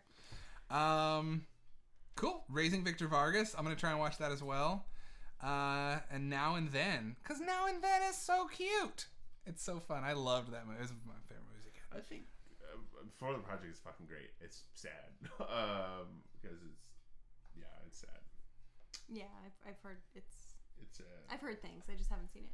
Yeah. Okay, and soft backup movie club. We can save it, or if I was gonna say Interstellar 5555. I don't know. I just feel bad for shutting ideas down. Seriously, Stephanie can attest to this. Leave almost every stream being like, I hope they don't feel like I was shutting down their idea. That's true. Thanks for that backup step. Followed by. That's true. He does that. I'm not gonna. No, for real. Every single time. Followed by, how did this get here? And he takes out the black movie out of the white zone. Puts it back. Stephanie, I told you to keep your Do the Right Thing in the bedroom. You know what it was? You know what? Honestly, a big Spike Lee one I've never seen that maybe we can follow. We'll see. We've got Spike Lee, man. He's the shit. We've got 2 more weeks of us doing this show together, and then it's not like we're gonna stop watching black movies after February. Yeah, he is. But I wanna watch Malcolm X. I've never seen Malcolm X. What do you think about it? Full disclosure, I got a Malcolm X tattoo. I'm better than you. No, Malcolm X is great. Malcolm X is a hero, someone I love, someone I admire. The autobiography of Malcolm X, and I could say this without hyperbole, truly changed my perspective on a lot of things. Having read that, then watched the movie, I will say the movie is okay. I feel like the movie should have. I think there are parts of the movie that are really fucking cool. Denzel Washington is phenomenal, but I do think that it could have been a mini series, which even directed by Spike Lee would have been fucking awesome. or split into 2 movies. I think it just was so much to put into I think it's 3.5 hours, 3 hours long movie that a lot of the nuances get lost. I feel like, and I think I will say this: I do think it is worth the watch if you're a type of person who doesn't necessarily like to read, no judgment, but doesn't know a whole lot about Malcolm X. And I feel like I didn't know a whole lot about Malcolm X. You don't learn a lot about Malcolm X in public schools, right? And I feel like to go at it from that angle is you should definitely watch it and get a little bit more information. I'm trying to think about like potential theme weeks we could do while we're here, and I'm thinking I never saw Defy Bloods either, and I would love to dive into some more Spike Lee. I also want to watch Higher Learning by John Singleton because I got it on DVD a little bit ago and never watched it, and also I want to watch some blaxploitation movies and talk about that era of American filmmaking too. I might change my staff pick. Because I just realized that I did watch the first half of Boss with Fred Williamson, which is a spaghetti western that influenced Django, where Fred Williamson plays the lead and tackles a guy off a horse within the first 10 minutes. And it's fucking awesome. I think maybe my staff pick is going to be Boss instead of Mean Girls this week. Now and then? What? Now and then? Now and then. Mean Girls, yeah, Now and Then. I think it's going to be Boss because I tend to think, and you can find it on YouTube, if you just search Boss Fred Williamson, you'll find it. I think that my personal theory on staff picks is that they exist to highlight lesser known things. So we know Now and Then. Is that oof, Glowcat? Is Glowcat coming down on my pick? Glowcat wants you to say the full title. They retitled it, and I'm not going to say the full title. But I like, not to be fair to that title, but Fred Williamson made it hard to yeah, that's the thing. The original title, for anyone who doesn't know, the original title has the N-word in it after the word boss. And Fred Williamson made 3 movies that he produced and wrote in the 70s that were made in Italy. That he put the N-word in 3 of his movie titles, and he wrote those scripts and released them that way. And so it's not like it was marketed to get like a problematic thing, but it also makes it's a big part of why those movies didn't last, because people didn't want to re-up the distribution rights, so they retitled it for YouTube. Movie's great, and the irony is the movie's like a PG family like spaghetti western that is like pretty family friendly content. It's just that Fred Williamson wanted to shock people in the 70s, and he did. Yeah. Also, real quick, Pathos agree. Denzel Washington is fucking amazing. I'm like thinking of a bad movie. No, he's been in bad movies, but a movie in which he wasn't good, and I can't think of one. I think that there is, correct me or confirm, there's a podcast called Denzel Washington is the best actor ever. Or something. I think, yeah. No, yeah. You guys want to watch The Equalizer tonight? The show with Queen Latifah? No, the movie with Denzel. I don't think I've seen it. Oh, it's fun. I just wanted to watch like a dumb action movie because you were like a movie that's not that good, but that he's amazing in. It's like a solid revenge movie. Yeah. Denzel's amazing in it. But yeah, what movie has he been in that's been bad and he's been bad in it? You know what I mean? Like, we're gonna watch Devil in a Blue Dress this week, by the way. Devil in a Blue Dress watch it this week. Is fucking great. Yeah, it's really, really good. Well, I did want to say before we wrap up for the night that I will be gone for at least 2 weeks. We're gonna try and zoom you in. So if I can't zoom in, I'll be in the chat for sure. That is me right there, DJ Stephanie Michelle. I'll be tuning in at the very least, chatting with y'all. But I will miss you. I'm gonna miss having you here. And so Ryan, this show used to just be me, and then Stephanie joined, and it like became the show it is. Like, it was very much just like a hangout before with no structure. I doubt anyone's gonna come back next week. Pizza. Me so hungry. The answer is Virtuosity. Yeah, Virtuosity may have made the cut of movies I'm moving to LA with, but only because I'm moving with movies that explore.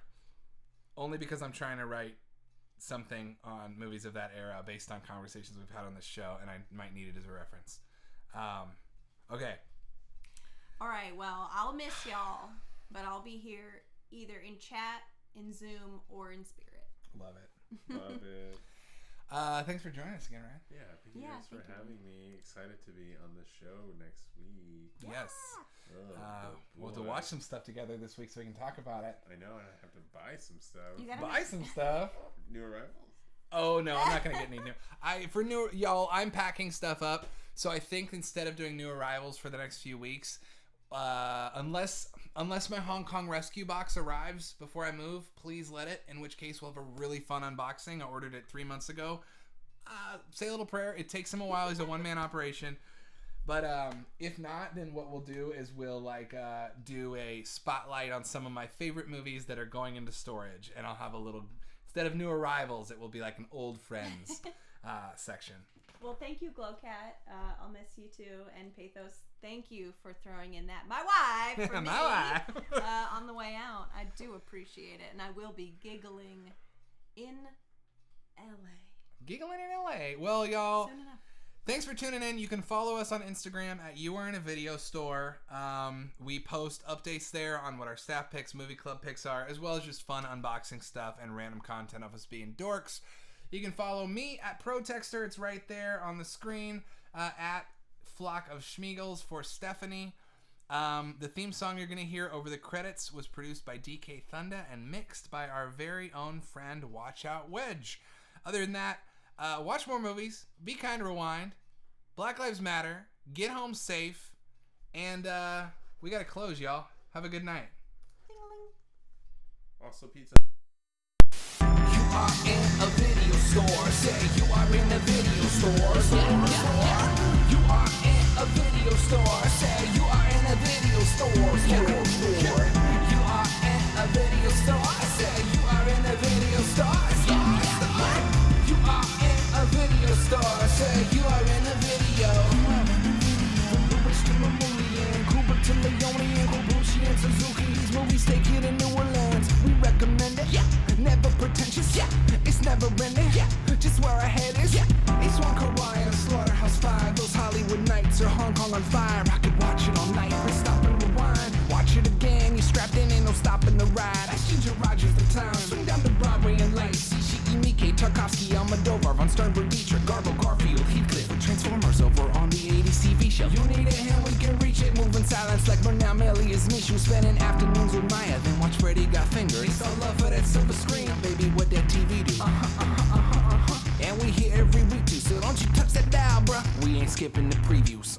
You are in a video store. Say you are in a video store. You are in a video store. Say you are in a video store.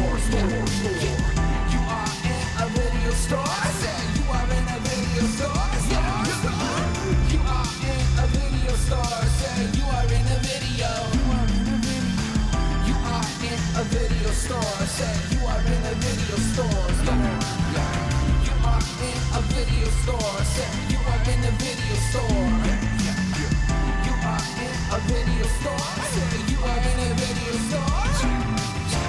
You are in a video store. Say you are in a video. You are in a video. You are in a rental shop. Welcome to the rental shop. Welcome to the rental shop. Welcome to the rental shop. Welcome to the rental shop. Welcome to the rental shop.